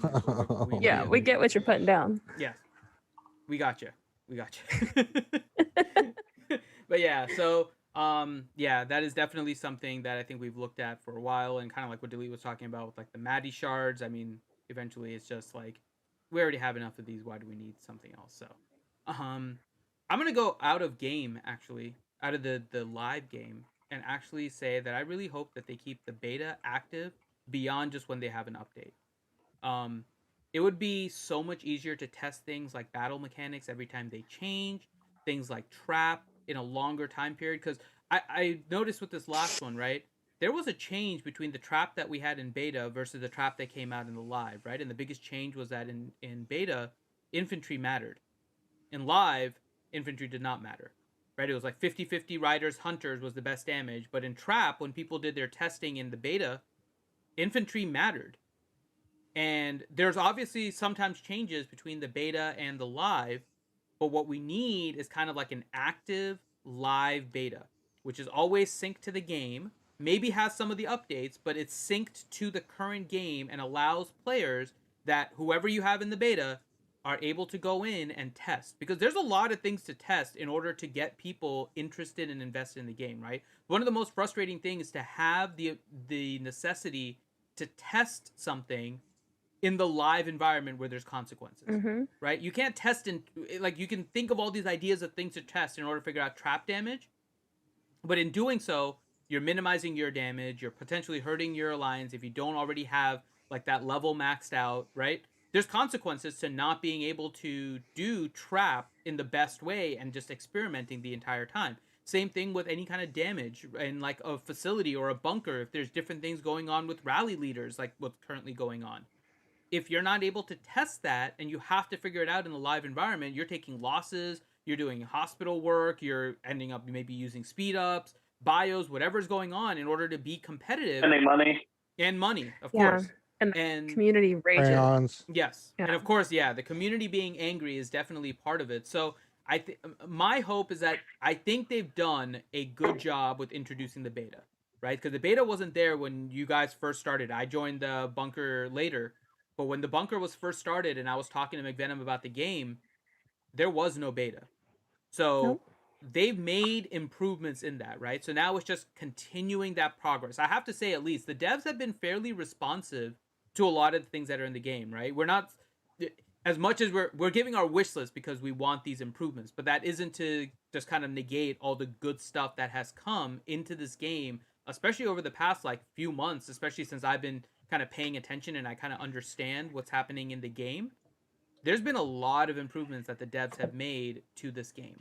And so now it's just kind of continuing it and build upon it. And my biggest thing, again, give us more time with just a beta environment that is a mimic of the live. Let us test things out in a test environment versus the live environment as it currently is. Because the beta that we currently have is just too short. It literally is too short. The last one was like, I think 3 or 4 days. I was gone for 2 days. I came back. I had like an hour left in order to do something in there and really didn't provide me much time. So you do need more than like 3 days of beta testing in general. But I think this is just a process that we can work with the devs. Go ahead, Furry. No, I was just agreeing. I mean, I think that they probably don't want to do that for every update that they have, because some of the updates, just have like, releasing all the Christmas stuff. And you probably don't need to test that out in beta. But even just like a couple days where you could test out, and just so that we get prepared for it, because their updates are never consistent with what is actually being updated or what is being changed. So if we know ahead of time, we can curb some of the communication issues that happen because of these updates. There won't be so many people screaming at the Discord mods because some small thing changed. People are a bit more aware and prepared for it. Yeah. Like, this doesn't seem like a huge thing to ask. Mm-hmm. And again, they've made improvements, so I don't want to make it seem like everything is negative. They're moving everything in the right direction, and we just want to continue it. And I think a lot of us here are a part of the beta, so we want to make the beta the best that we can to give you the best feedback and make this game better, right? If we don't have the time to do things in the beta, we don't have time to actually test things in order to figure out whether things are or are not working, we're not, as testers, able to give you the feedback that you need to make the beta worthwhile. So it is a give and take here, and we want to make this the best thing. Yeah. So, okay. Anything? I think they should also simplify the beta where they should just give you an account. They should give you an account to work with and not just transfer your account to theirs, because to the new PTR or the new beta. Because every time I've tried to do the transfer, everything hasn't always transferred over. So then it's like, then this doesn't make any sense. So, if you just are given an account in the beta, then you can actually test appropriately, because everyone's equal. So you can see exactly what works, what doesn't work. And you can just play. And there's already no, basically there's no consequences to anything that you do in it anyway. But there was issues, or I had issues, and I had to basically politic to get myself into, an alliance that actually wanted to go ahead and play in the beta. A lot of people say they want to be in it, and then they get in it and they're like, "Hey, I'm in the beta. Look at me. I'm cool." Exactly. And then they don't do anything. So you're like, what are we actually testing? How many times I can push, or or say bad things about emails that I get that have rewards in it or stuff like that, you want to go ahead and get into that beta and be like, all right, Let's get some let's work go ahead and done. test. Mhm. Yeah, Yeah. I want to see 100% That's- riders or 100% infantry. Who wins? Right. I want to see stuff like that. I want to see actual testing being done. But right now, it's more of like, I'm in the beta. Are you? Right. Well, Oh. that's why. Right. That's why I haven't joined. Yeah, I don't want to join if it's just going to be like that. And so far, no offense, I think the majority of the testers are treating it like that. There are people that do go in there and test, and like Colossus in my alliance in S&M, he's one that goes in there and he tests. I mean, he does both, but he tests and he gives us feedback and we give him feedback, and that's great. But for the most part, not a lot of that going on. I'll say Yeah, I have the I mean, restriction you're too like, that I have to go in with my account, right? And my account is nowhere near like towards the top to be able to test it. So usually every time I go in, I'm just trying to figure out strategies, changes to trap, changes to mechanics. Like I have everything laid out, but I'm not doing it with the newest stuff that they're always looking for. So I think giving everybody kind of an evened out max account so then they can boost to whatever it is that the new stuff is. I think that is a good idea, because and you could still allow like the alt to be your account, right? So then I can see how it affects my account, but I'm able to only test mechanic changes and strategy changes, and I will do that, but that limits me to how much I'm able to test. Um, but if I had more, if I had more of the higher level troops, like I couldn't test anything with the research, for example, in the last one, because my research is still I have an HQ30. I don't have a plasma yet, so I can't boost anything to even test any of the new functionality. Um, we just got Gen 3 heroes, and I'm free to play, so I don't have a bunch of extra frags around to work on the new heroes to test those out, right? So there's just restrictions based on each of the players, but in a beta, yeah, you do want every tester, because you're assuming that each tester is coming in with a different skill set. Like their account can be important as part of the test, and you can allow them to transfer it over, but largely you're relying on them for their skill set in order to test. And in order to test, you do need to give them all of the capabilities. So even if, here's the other thing you can do is, even if you don't max out their account or give them their set account, right? Give them unlimited bios and just let them straight up max everything that they want to. Let them max their account. It's the beta. There's no harm in doing that. Give them infinite bios. Let them max out to the different levels and then do the testing, so they can bring their accounts to where they need to. They can figure out the timers on all the researches. They can figure out what all the resources are that you need for all the different things, and they can map it out and say this one is too big a gap and all that. So more resources for the players in beta, I think, is a good direction to go. I think that may be easier than just like the standard account, and if that's the way they're going, I'm fine with it. They do send us like the mail in the beginning, right, when you first join into the beta, and they give you a bunch of resources in order to do it. Just make it a crazy number of bios and just let people upgrade as they need to, so they can figure out what the testing protocol is that they want to do it. And in some ways, then my account actually potentially becomes more valuable, because if I'm starting at HQ30, I can test things at HQ30, boost to Plasma 1, test at Plasma 1, Plasma 2, Plasma 3, see what all the differences are. There can be a benefit to not just having the really experienced high-level players, but if you have people that understand the game at lower HQs and you let them progress up and evaluate each of the levels, there's also a value to that as well. So, and bios is the easiest way to do it. So that would be another way to go about it too. These are just, again, little suggestions to improve the beta so we can provide you better feedback as players, because we've asked for this and we want to take advantage of it to try and make this game better with the developers. So yeah, right now it's just like, hey, my account transferred over fully. I'm just gonna go burn a bunch of people. Right. Hope And you then had you're fun.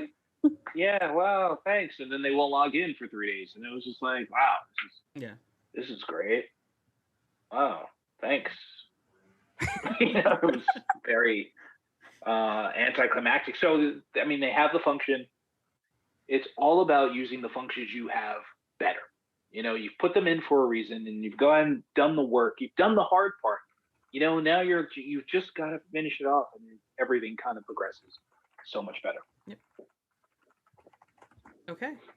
Just kind of opening it up to anyone else. Do you guys have anything else that you'd like to see? I think we covered. Well, before then, I just want to say I got to get ready for my next stream Mhm. with that filthy Aussie Heinze. So I'm heading out. So I just wanted to say Merry Christmas to everybody and Happy Holidays. See you in 2021. I'll still be waiting for that email from Delete and Fury. I don't You'll be have high waiting hopes. until a lot longer than 2020. Yeah, I'm thinking 2027 might be a more Closer to realistic that, yeah. option. Closer to Yeah. I may have. Yeah. So, but Merry Christmas, everybody. Happy holidays. Be safe, and you guys have fun. And I'll see you next year. All right. Likewise. Later, Ranger. Likewise, man. Give Heinz our love. Mm-hmm. All right. So, any last updates that you guys think we could look at this game? Because I do want to then go around really quick and talk about what our favorite improvement was to this game, especially since the start of the bunker, because they made a lot of changes. So, but before we do that, any last minute updates? Mako, were you saying something, or was that just kind of feedback? Feedback. Throwdown is like the new thing right now. So, a lot of people home. don't know. You're home, aren't you? Yeah, I just got home now. Yeah, your mic got so much clearer. Yeah, we were dropping presents off for my nieces in now away. So, Gotcha. but yeah, Throwdown. A lot of people in 125 Law didn't even realize those exclusive tasks that you get, you can refresh them yourself, and they can be refreshed as many times and only have a 5-minute cooldown until you accept one, and then they get a longer cooldown. Ooh. Yeah, they're really nice. I've been dicking around with it all day, basically all week. It's a 5-minute cooldown. If you refresh it, you can refresh it as many times as you want. I don't know when it switches. Like today, I accepted one, and then it had a 10-minute cooldown after the 5, and I've been refreshing it, and it's been 10 ever since. So I don't know how long they keep them, but I know when it started out, if you accepted a mission and then you completed it, it only reset at reset the next day. So, but a lot of people didn't realize that you can get those now and you can exchange them yourself. And they're usually at least 120% more points. So they're actually better for you. Mm-hmm. The other thing is they went from only giving 4 extra missions to 10. And the first one every day is free. You do not need any biocaps. So everybody should be at least getting that free one every day for a total of 15 missions. I know I sent out a message today in Law because we have a lot of people who haven't even hit 7 missions, and we're kind of near the bottom of our Champions League this time, but you should be at least getting the 15 missions because they're free. They don't cost any biocaps, and you can do all the free missions that you need to. That's a good thing to know. I didn't know about the free one because I haven't been in the game very much. So that is good to know. I just used the free one and added one. So there you go. Yeah, it goes free, then 50, 50, 50, 200, 200, 200, and then 1,000, 1,000, 1,000 to make 10 extra missions every day. And they reset every day. So you can get a total of 60 plus 9. So 69 missions. I believe Jerry has gotten all 10 every single day in Law 125. Yeah. So. State 69 representing once again. There we go. Right there. I love Jerry. Jerry is a throwdown god. He is that's his like jump off right there. I don't think he's ever not gotten first. He's never not gotten first. Jerry, he's solid throwdown. We would have knocked out a champion for a long time if it wasn't for Jerry. I wish also, like, if you clicked on a mission and you already maxed out your mission, it would give you the option to buy that mission right then and there, as opposed to having to go out and be like, oh, I don't have any more missions to do, and like thinking that you clicked on it and it's like, okay, it just makes you go ahead and just like, start doing the mission that you thought you clicked on, and then you have to go back and be like, wait, nothing's counting. Oh, because I have to buy the mission first and then I have to click on the mission. It should just be a one-step process. Yeah. So they like optimized it without optimizing that key factor, which is what makes you spend bios in the game. Should be easier to do. You should never make it tougher to buy something. That's business 101 right there. Okay. So let's talk about our favorite update since we started the bunker, because we've given a lot of suggestions. They have updated a lot of things. So, start with you, Mako. In the last like 33 weeks or so, it's been a little more than that, but roughly, what has been your favorite update in the game that they've added? Improvement, new feature, hero, whatever it is. What is your favorite addition to the game? Making chief supply gear and hero gear designs easier to obtain for anything besides pay to play.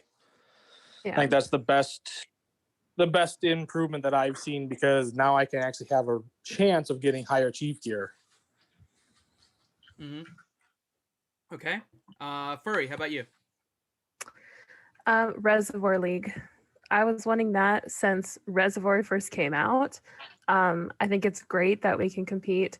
Like, you can already compete against other states with Reservoir already, but actually making it a competition, not just on those two alliances that are fighting, but as a whole. Like, I can't wait to see this first like official Reservoir League. I can't wait to see who's on top. Selfless plug. Selfless plug. Delete. How about you? I think I'm gonna do another selfless plug, and it's just the amount of effect and change that this show has had on the game. Whether it's the tiny things about rallies, or just the changes that doing this show has opted the game into doing has been awesome. Even down to the fact that like 90% of the time the gift codes are personal gift codes to us. Yeah. I mean, that's cool. It means something. Yeah. It means something. The guys, the people that watch, the guys and gals and people that watch, we do this because we play the game, we like the game, and we like interacting with all of you. I mean, that's just bottom line. The amount of information I've learned from just other players that have reached out to me because I do this show.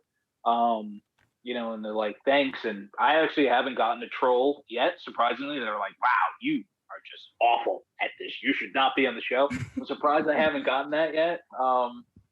And that's appreciated. I always prefer to not have hate in my life more than anything else. But, doing that, seeing that, is pretty cool. Because when we started this, it was like, all right, everyone send out equal marches. And I was actually thinking about it. When I started doing this show, I was the equivalent of Finn to Daedric, or Finn to me as I was to Daedric when we started, or Scorn, or God, Silverwolf even. Like they were talking about Miho, Ash, and Zoe, and I was like, I have no idea what you're talking about. So it was, seeing the progression is definitely the coolest thing that I'd like to tip my cap to and hang my hat on. The fact that we've done so much, and that's due to basically everyone watching, and of course RSG for kind of hosting this and getting this thing off the ground and being as successful as it is.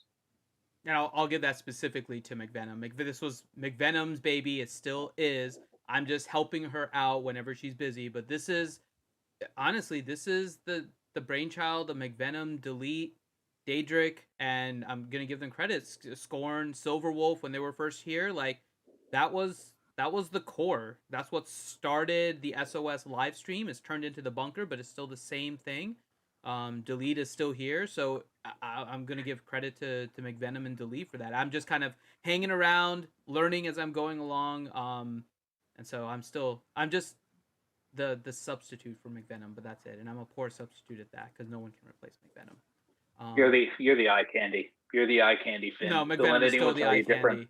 I'm temporary worse rotten eye candy. That's what it is. It's just a spoiled eye candy that just left there that you have to just put in front of the screen every now and then. Look at this. Look at this hideousness right now. No, it's adorbs. I have tinsel. On me. Okay. I'm gonna say my favorite change actually came very recently. It is trap. I think the trap change to me is the greatest change, because I cannot tell you, and Furry knows this too, how many times McVenom has said something along the lines of, Finn, you're free to play, you shouldn't be setting because you're lowering your points and you need the stuff. You need the rewards.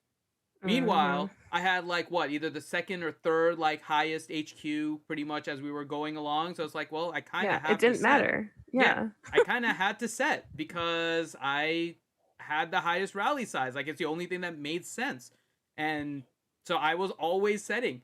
So now I can set and join and just cause complete chaos. I can start horde in the middle of trap and unfortunately anger Nikki. Like there's like it is just pure chaos. And I love the way trap is.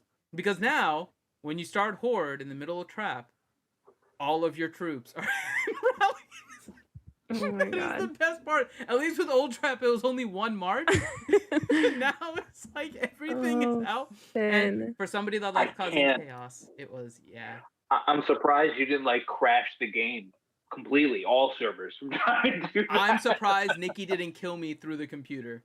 She like logged out of the game. She completely like she was out of the game when that happened. She's like, what? Finn, really? And then she just logged out. Like Nikki hasn't been on for a few minutes. It's like you broke her. Sabotage. You might as well just like start horde during like SVS or something crazy. Yeah. Oh my God. Super dynamic where there's just lines everywhere. No, so thank God you can't. Can you imagine? There is a method to my madness because I started horde when there were 3 minutes left, so the rallies were already coming back, right? So we were getting our first troop, and we were only on wave 1. So that was the reason why I did it, because we were running out of time, and we didn't want to go too late. So I was like, we're going to start it at, it was 6:30 Eastern time. It was 23:30 in UTC. So I'm like, we're starting it at 23:30. We were still in trap, and I didn't start it until 23:35, which is 5 minutes later than I had done. And I did that intentionally because then you get back some of your rally troops and you can get through wave 1. So there was a method behind my madness. But meanwhile, in chat, I'm like, it's chaos time. And there's Finn starting horde. Finn has sounded the intruder alarm. Yeah, no surprise there at all. No. Nikki and I love Nikki, but she's like the complete opposite of me in the game because everything has to be like structured in order, and I just prefer complete chaos. So it's just a lot more fun. And hi, Eric B. How are you? Do you have pops? What's pops? I don't know what pop is. I'm not sure what that is. You'll have to tell me. I don't know if this is what you're talking about. Then no. I don't think these are pops. I'm not sure. You're going to rewind this portion of the stream so I could see how many like mental things that just came about. And I'm thinking everything from like a 1920s, like I love my shoes. And the cereal. Like soda pops. So I do have the pop candy. I have cola pop candy. I've had this for a while. It's Loca Cola. It's like pop candy in a can. I don't know if I need it. Oh, you're talking about the Funko Pops. Oh yeah, I have like a whole wall over here. Oh, Funko does Pops. He have pops? Right here. It's beautiful. See right here. Right here. Do you see the Grogu's and the? Yeah. There's one open everywhere, and then there's one still in the container right there in the box. Right. Because you got to have one new in box, and the other one, he's my buddy. So yeah, I have a lot of it. So I'm gonna be moving. So right now mine is like it's just a studio effectively. It's a single bedroom, but it's like my studio. So it's bedroom plus streaming. I'm moving soon. It's gonna be a 2-bedroom. So I'm gonna have a regular bedroom and a streaming room, and there's gonna be like a whole wall. What you guys don't see is that one of the RSG fans sent me a bunch of Star Wars figures that are all just like clumped back there in boxes. It's literally like 20 of them just all put together. They just look like this giant rectangle that's down there. But they're all going to be set up. I'm going to get like a wall of that. So you'll have like Star Wars figures. Nice. You'll have Funko Pop. It'll be crazy. I have like everything. Is that like my wife doesn't want these in the house anymore, so I need to give them to you? I think that may have been the reason why it was sent to me. Yes, I feel like that may have been. I came pretty close to getting like a bunch of Legos that my buddy's wife was just like, "You're getting these out of the house." It was probably. I looked at it, it was about $2,500 worth of Star Wars Legos. So it was like the Star Destroyer, like the one that's like, wow, this is bigger than like a mattress. Not that big, but like it was like, oh shit, the Death Star. Wow, man, you've got it all. He's like, yeah, I gotta get rid of it. He's so sad. So sad. Yeah. I was like, dude, are you sure you're with the right woman? Wow. I mean, that's a valid question. Wow. That's I mean, You have you to know, support like- each other's interests. Like, you don't have Seriously, to. everyone's got a hobby. Every relationship Oh, you has should. a different dynamic. So yeah. But if one person's hobby requires a lot of money, that kind of changes things. Legos are expensive. Legos are Yeah. pretty expensive. So if you have a Lego habit, that can definitely start costing money. Yeah, but you just stop spending money and then you put the others in storage. Like, why do you have to get rid of it? Like, you've already spent the money. Unless you you're could sell selling it. Mm-hmm. Yeah. You can sell it and make it. This is the thing. Don't drop your wife simply because she wants you to get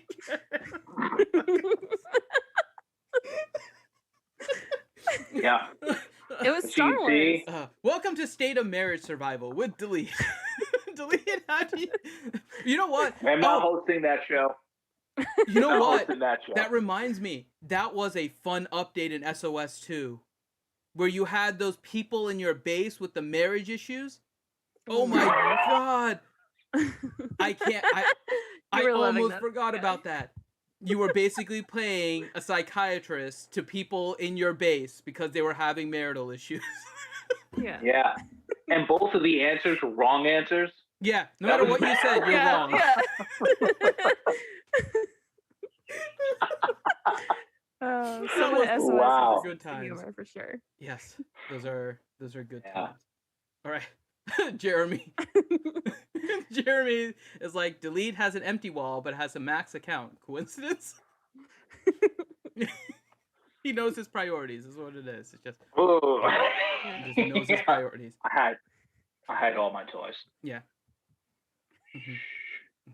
Okay. No, I'm just God. kidding. I don't have anything. I don't have anything. All right. So, we had one question, then we'll give away the third code, and we will do something fun to end off the stream. It is an old RSG thing that we used to do. I figure we need to do it at least once on SOS, and this is a good time to do it. So, hope you guys are ready for that little bit of a surprise. The guys here don't know exactly what I'm about to ask them to do. But God. if you guys want, Delete, Furry, and Mako, you guys can get chat open. Because once we finish the question, you guys are going to need to see chat in order to help with the final activity of the bunker in 2020. But we had one question come in from Lonely, and his question is, how do you guys feel about the battle mechanics? One thing I hate is rallying a base with 1 million troops of Plasma 3 versus a Plasma 2 base with 500k troop, and half always live.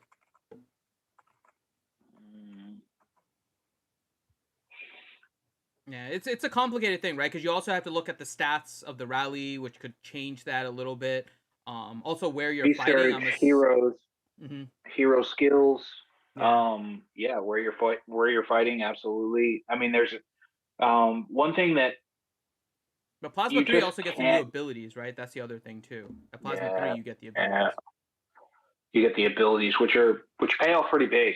Like people don't know, a lot of people don't know. It's like, I think it's the rider ability that just randomly, when you're looking at the battle replay and you see like all three, basically hero or infantry or basically troop type take damage. That is the rider kind of ability taking effect. So that's like a big thing, and people are always like, riders suck, and for a really long time they did, but the game has kind of found a way to equalize itself in that respect. So you always got to kind of stay on your toes. Not everything's going to work every time, and analyze the reports. Always analyze the reports, see where there's strengths and weaknesses, and kind of trying to exploit those. That's like the biggest thing in this game. Someone's like, sometimes it's better to match what your opponent's doing, and sometimes it's better to kind of completely go against what your opponent's doing and stack up something else. So you have to play it by ear, and you just got to keep your wits about you. Yep. And I'm kind of showing it on screen. If you guys haven't looked at this, when you go into your buildings, if you go to the troops and you click on details, there is a line for advanced skills. And those are ones that unlock specifically at Plasma 3. So Plasma 1 and Plasma 2 may have some differences, but 2 to 3 is a big boost. Because you get this new ability, and they all have something that's really nasty. So, like, the riders have their vehicles are equipped with an electrostatic generator that have a 10% chance of dealing double damage to targets. And if you combine that with the 2 tiers, you have bikers that do increased damage versus hunters, and they can bypass infantry to do damage to hunters, right? Which is nasty. And if you look at the ATV, they just cause increased damage to infantry. They have the same double damage, so riders can start taking out hunters and infantry, which we normally consider like the big ones, right? Infantry to block, hunters to do the damage. Riders can start going in and start doing a lot of damage. So that is also then if you look at hunters, hunters have 2 different abilities as well. The hunters with the snipers, they cause increased damage to riders, and they can sometimes deal damage directly to riders, bypassing infantry. But their hunter weapon will have a 20% chance to shoot out a plasma pulse that deals 50% damage, right? So you're getting that same kind of increased damage, not quite as much as the hunters or as the riders, but increased damage for them. And if you look at the tier 9, which are the bows, they just do increased damage to the infantry for the same thing. And infantry have something similar as well with their Plasma 3. I'm just going to look at one of them for Plasma 3 so you guys can see. Plasma 3 has the electric barrier, which resists 36% of the damage. So now infantry are harder to kill. So these are the things that can be really interesting with all of this. So when you guys are looking at different troops and the difference with Plasma 3 and all that, it is going to be pretty neat. So I know Delete just disconnected, so hopefully he'll be back. Furry is going to be back here in a minute. Mako, are you still with me, or did you abandon me as well? Okay. And Mako's on mute if he's saying anything. I'm still here. Okay, good. You didn't abandon me. So Yeah, we're gonna. my dog's just got a app open, so. Oh, okay. Okay, well, we're gonna have some fun, Mako. Okay. So, people in chat that have followed RSG may remember this, but do you remember the old thing that kids used to do for fun? Do you remember Mad Libs? Mad Libs are... Oh. I think I think so. My wife knows it. Uh-huh. So, Mad Libs are a simple game. It is a word game where there are blanks, and we have to get from the chat different words to fill this in. So we are going to get the help of chat in order to fill out our final activity for our bunker stream. We are going to do a Christmas Mad Lib. And once Delete joins, we'll have Delete as well. There, he's coming back here. See if he's back. But all 3 of you, Furry, Mako, and Delete, you guys can check chat, and hopefully they'll be able to give you guys suggestions for the word that we will put in each of these different areas. So, Delete, are you back with us? Mm-hmm. We're doing a special Mad Lib. We're doing a Christmas Mad Lib. I know. So we are doing one to end out our final bunker stream of 2020. So you 3 are going to decide the words with the help of chat. So chat, what I'm going to tell you is what we need, and we're going to go in order. There's a total of 1, 2, 3, 4, 5, 6, 7, 8, 9, 10, 11, 12, 13, 14, 15, 16, 17, 18. There's a total of 19 words that we need. So, with the help of Furry, Delete, and Mako making the final decisions, you guys in chat are going to put in the different words that we need. So, let's start off with the first one. The first one is easy. Okay, so everyone in chat, you guys can write in, we need a month. So the blank is a month. So everyone in chat, put in whatever month you guys want in this first blank. And Furry, Delete, and Mako are going to pick. You guys can also use your own if you want. Chat is there to help you. So however you guys want to do it. Okay, here, okay. So we need that. I'm I'm getting my screen set up here so we can do it. And see if anyone... Which month would you guys pick if you wanted to give a suggestion? August doesn't get much attention for anything. It's true. I don't know. August does get ignored a lot. Yeah. I was always a November kind of guy. Okay, we have... Let's You see. look like a fall. All right, we have Fall December from Fifu. We have December from Froggy IP. We have September from Eric B. So you guys still have options. October from Rem. We have Tuesday from Froggy IP. Really, Froggy? Froggy, all wrong. No, November. Just awful. That's just awful. Tuesday is not a month. It's just really grim. Really grim. I mean, technically, that's not. Technically, it's not. It is. I mean, you're welcome to pick that. See, this is why you have chat, because chat can help you with with whatever. So okay. So what do you want as the month? No, November. Okay. I have to second that. It has November.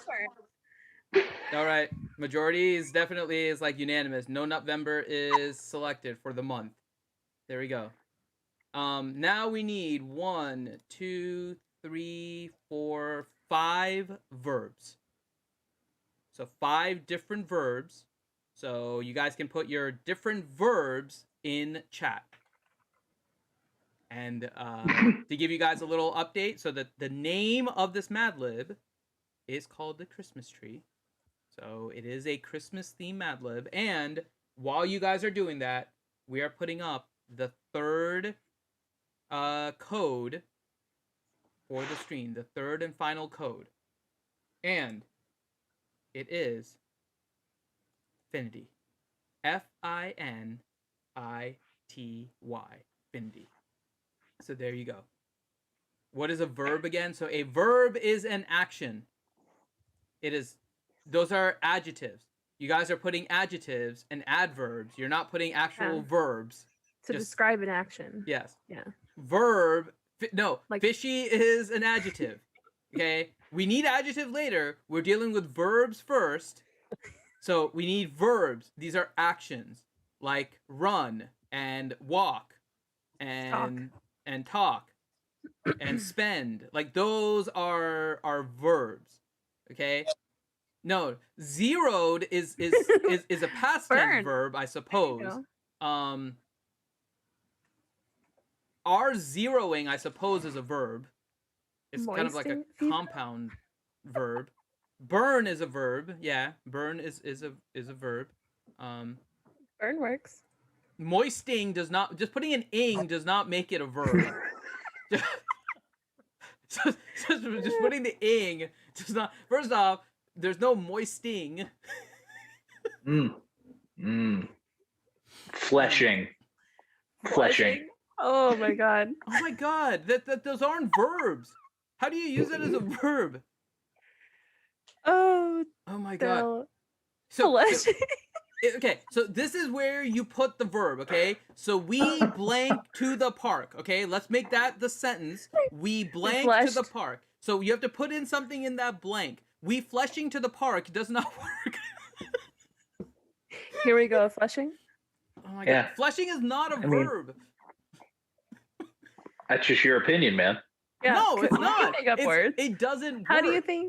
How do you think language was created? People just made shit up. Let's just make it up. It's newspeak. Yeah. To reference 1984. You guys do have the authority to pick. So we need 5 verbs. Is fleshing the first verb? Is that what we're going with? Just that works. Is Mako's wife losing it in the back? I got caught fleshing on my way to the park. Okay. Fleshing is apparently a verb now. That is going to be the first verb. Fantastic. All right. We need 4 more. We need 4 more, and we started off with Flushing. It can only get better from here, I suppose, depending on which way you're facing. Okay. Romp. What is the second What one? was that? Romp. Rump? Yep. That's a noun. Can you rump Oh, something? Yeah. You go romping through the park. Oh, romp with an O, not a U. Yep. No. Mm. Yep. And oh. Okay. That works with Flushing. It works with Flushing, yeah. We have 1 Flushing and we have a romp. Okay. So we're romping, we're Flushing. Okay. We need 3 more. Might be the best Mad Lib ever created. Mm-hmm. Right? And this is how we're ending our bunker stream in 2020. McVenom is never gonna forgive me. I'm Okay. thinking it's going to be like a Library of Congress entry, maybe 2-3 Maybe. years down the line. Yeah. Grim said moistening. Oh my god. Yeah, that's a word. I love Hanko's watch reaction in the background. This is making me happy. I Okay. love it It's so much. awesome.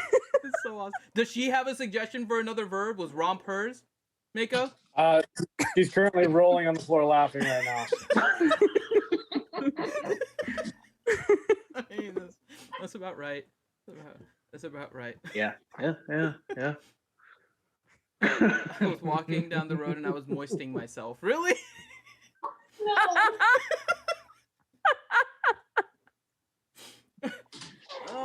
So is moistening the verb? Are we going with moistening? Is that the next one? Moisting or moistening? We have both suggested. We have moistening by Fifu. We have moistening by Grim.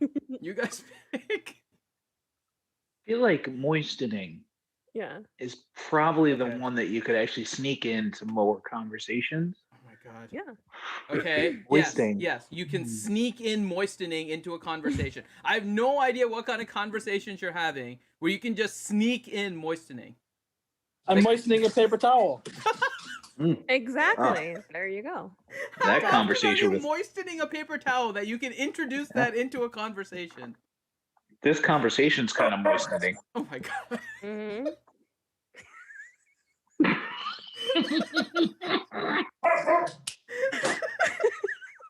Okay. Oh Okay. my god. Well, we have flushing, we have romp, we have moistening. We need 2 more verbs. God, we really need 2 more verbs, don't we? Okay. All right, we got a moist word, guys. Get off the moist. We have come Yeah. from Mr. Bojangles. Yep. Let's see. And that has several meanings. He spelt it C-O-M-E, just for reference. So we're safe. We're safe. So you We're can safe. slip it in. Yeah. Yeah. Really? Really, furry? Really? Durgan's not here. I had to slip in a Durgan So right you're there. just filling in. You're just filling. He'll be proud. He'll be proud. Okay. Mm. So we have come, I guess, as one of them, and really, Fifu. I mean, technically, that is a verb. That's the closest thing we've had to a verb so far, which is unfortunate. Are you guys using chat? Is that what we're going with? We have sit. Sit is another option. Moisturizing. God. Okay, what do you want as another verb? We have one more. One last verb. Laugh. Laugh? Okay. Ooh. There you go. Okay. Yeah. Used a lot. Okay. Definitely getting a lot of laughs in. 1 or 2. Okay. Now we need a place. Just one place. Finn's bedroom. Taint.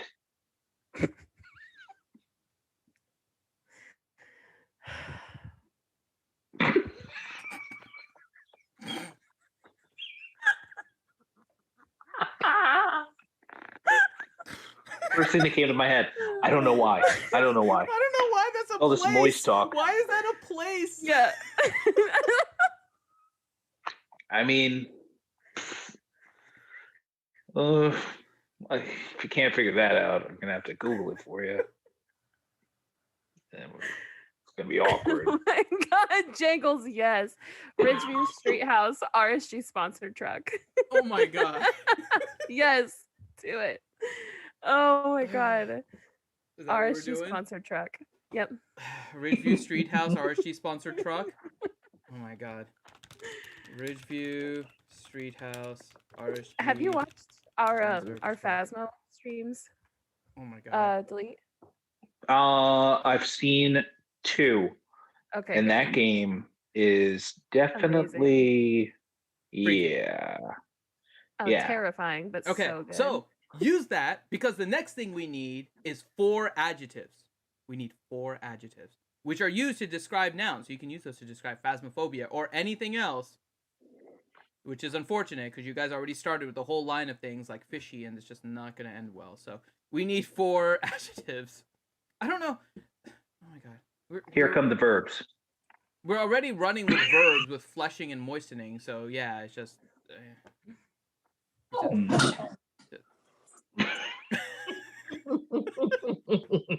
So awful. Okay, what adjectives do you guys want? We need 4 adjectives for them to select. Gooey. Okay. Gooey. Yeah, have that's gooey. a good one. These are raunchy. No, this is all very innocent. There is nothing raunchy. What is raunchy about moistening? I can't even Okay, say that then with a straight moist. face. Moist should be the next one. Moist? We're just adding moist? Okay. And freaking Well, Fifu, yeah. soft, hard, limp. Docile. Floppy, evil. Humid. Damp. Oh my God. Damp, humid. Okay. Wow. Well, we have gooey and moist. We have 2 more that we can Dank. take. Actually, no, we need What is 3 it? more. Sorry, there's 1 more. So we need a total of 5. So, you want dank? Are we going with dank? That's a good one. Okay. So we have dank. We need 2 more now. And then Fifu just rhyming and going with stank. Massive. Stank, I'm pretty Wide. sure is a noun. Wide. Wide is a good one, yeah. Wide solid. Okay, so we're going with Multi-use. wide. Okay, so we have wide and we need 1 more adjective.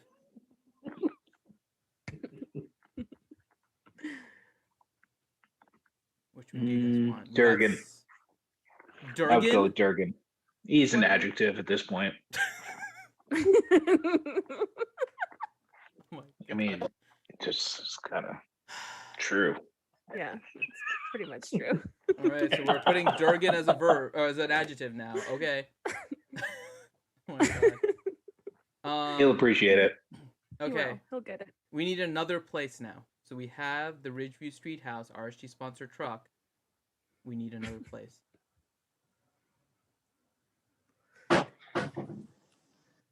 Dirty. What was the name of the place at Venom's place, the Turkey Chonga place? Oh. Jeremy may know that because I think Jeremy's nearby, Look right? it up. Turkey. Right. Tango. That's right. Jeremy, what Flaming- is Turkey McVenum's Chonga. chicken chonga place? Flaming Amy's Burrito Barn. Flaming Amy's. Yep. Flaming Amy's Burrito Barn. Okay. This is a very specific place. Okay. We have They both one. are. Yeah, they are. All right, we need 3 nouns. 3 nouns. Burger. What was that? America. America. Burger. Okay. So No, the burger. Oh, the burger. Oh, the burger. Burger. Mm. Okay, we got the burger.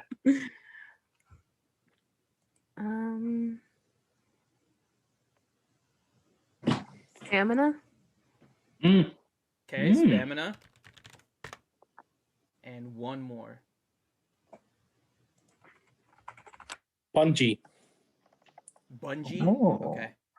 Punchy. Oh, Punchy. Punchy. Oh yeah. Punchy, Okay. stabby, shooting. Oh, we got punchy. Okay. Okay. Then we have. What is that? Delete. What are you playing with? Aw. This is one of my daughter's toys. It's cute. It's a what do they call them? Narwhal. This is it's No, that's more not like a whale. unicorn. Yeah. It's like a unicorn cat. Yeah, it's not a narwhal because it's like a bear. I don't know what that is.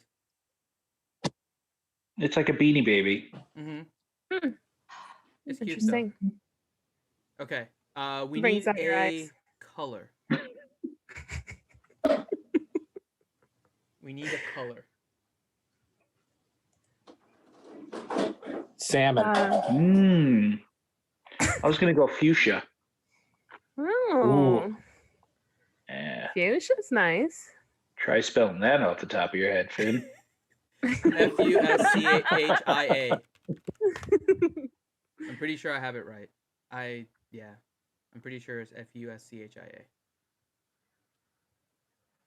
Don't be testing me.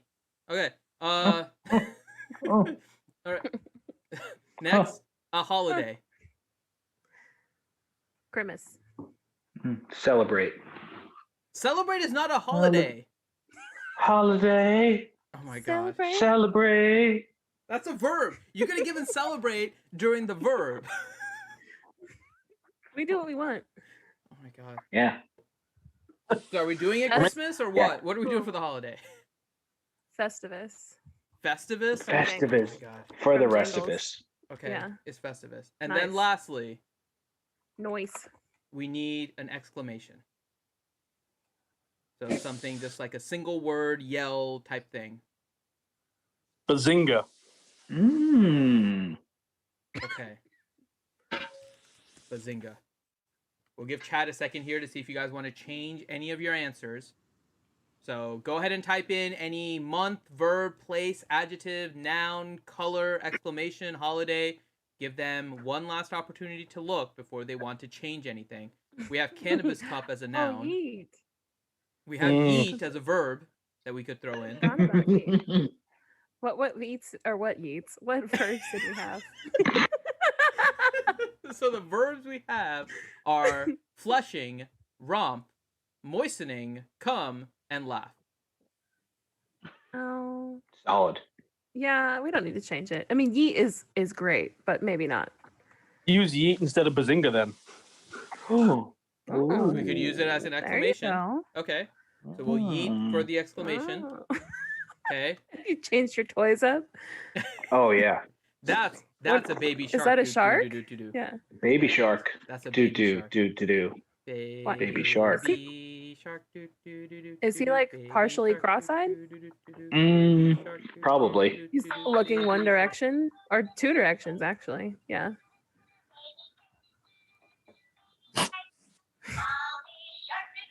Oh, this is gonna go Oh, along. get it. Get it. This is the greatest thing ever. Okay. All right. So I hope you guys are ready. If there are any other changes you guys want to make, before we start reading our Christmas Mad Lib.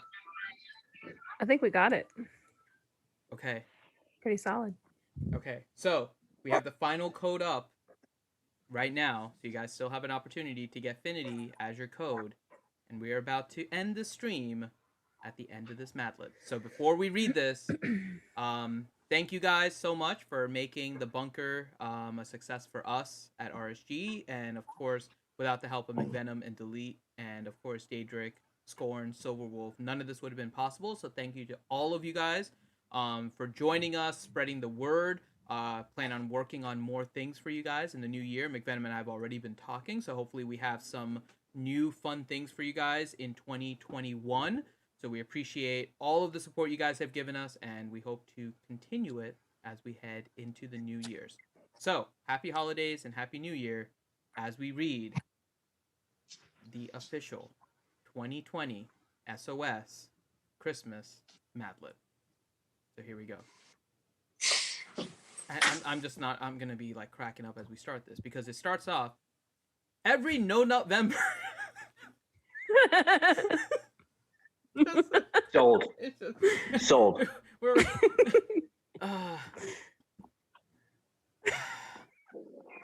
New York Times bestseller coming up. right there. Right? Right there. It's just already starting. Okay.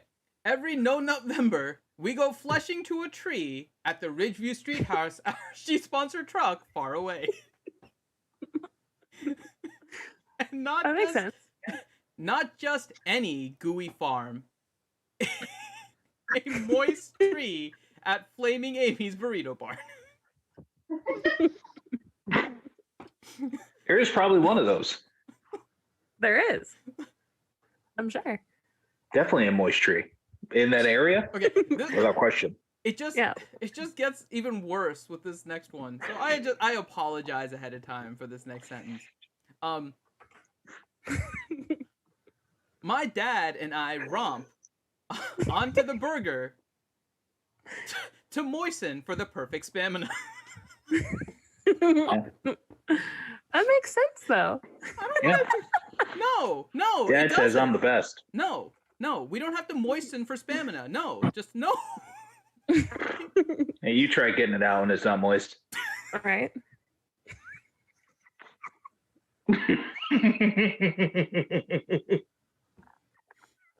I can't argue with it. That's the worst part. I can't argue. Oh my god. Just let it flow. Let it flow, Finn. Yep. Get moist. Get moist.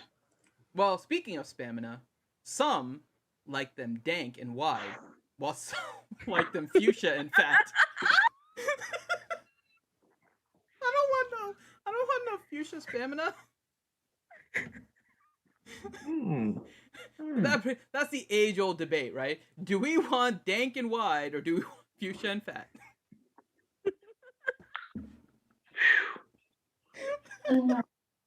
Scholars will be pondering the answer to that question for years to come. Mm-hmm. Yeah, we will never fully understand.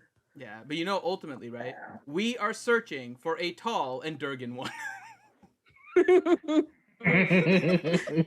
it works. It unfortunately does. We have Durgan Nailed it. as an adjective. We have Yeah. Nailed Durgan it. as an adjective. Eric B, how do we get dank stamina? That is an age-old question. Yeah. Ask Durgan. I know. It's tough to come by. Tough to come by these days. Not exactly street legal. Oh my god. Okay. Over there, I exclaim. Dad, it's over there. Off. Oh my god. Off we come, saw in hand, to laugh this year's Punchy Down. It's just so much worse because it's just off we come, son. Oh boy. And then to end it all, yeet! It's Festivus finally. There we go. The official Hell yeah. 2020 RSG Christmas map list. So thank you guys Bravo. again for Bravo. participating. Yeah, that should joining. be a song. Yeah. Every nut November. Oh my god. You know you want to make it a song. Lady Gaga meets Moody Blues kind of thing. Yeah.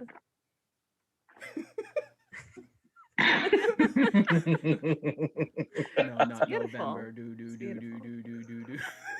Yeah. RSG community came up with a new song for Christmas. For Christmas. Yeah. Catch that vibe, yo. Mhm. Okay, no, we're gonna stop there between all of this. So thank you guys. I hope you guys had fun joining us with the bunker. Hope to see you guys all again on January 8th when we return. Until then, everyone have a great holiday, a happy new year, and big thanks once again to Mako, Delete, Furry, and I want to give a shout out to Mako's wife because her laughter in the background just made this so much more fun. Yeah. That was so precious. So precious. So thank you to all of you. And of course, the true brains and beauty behind the bunker, McVenom. She's spending family time, but of course, big shout out to McVenom for coming up with the idea and putting this all together. And the bunker was her idea, and can't thank her enough because it's been a lot of fun for me to be a part of as well. So, for RSG, Asfinity of Reality Skewed Gamers, thank you guys so much for joining us, and we will see you next time. Bye, guys. Rock on, Alan.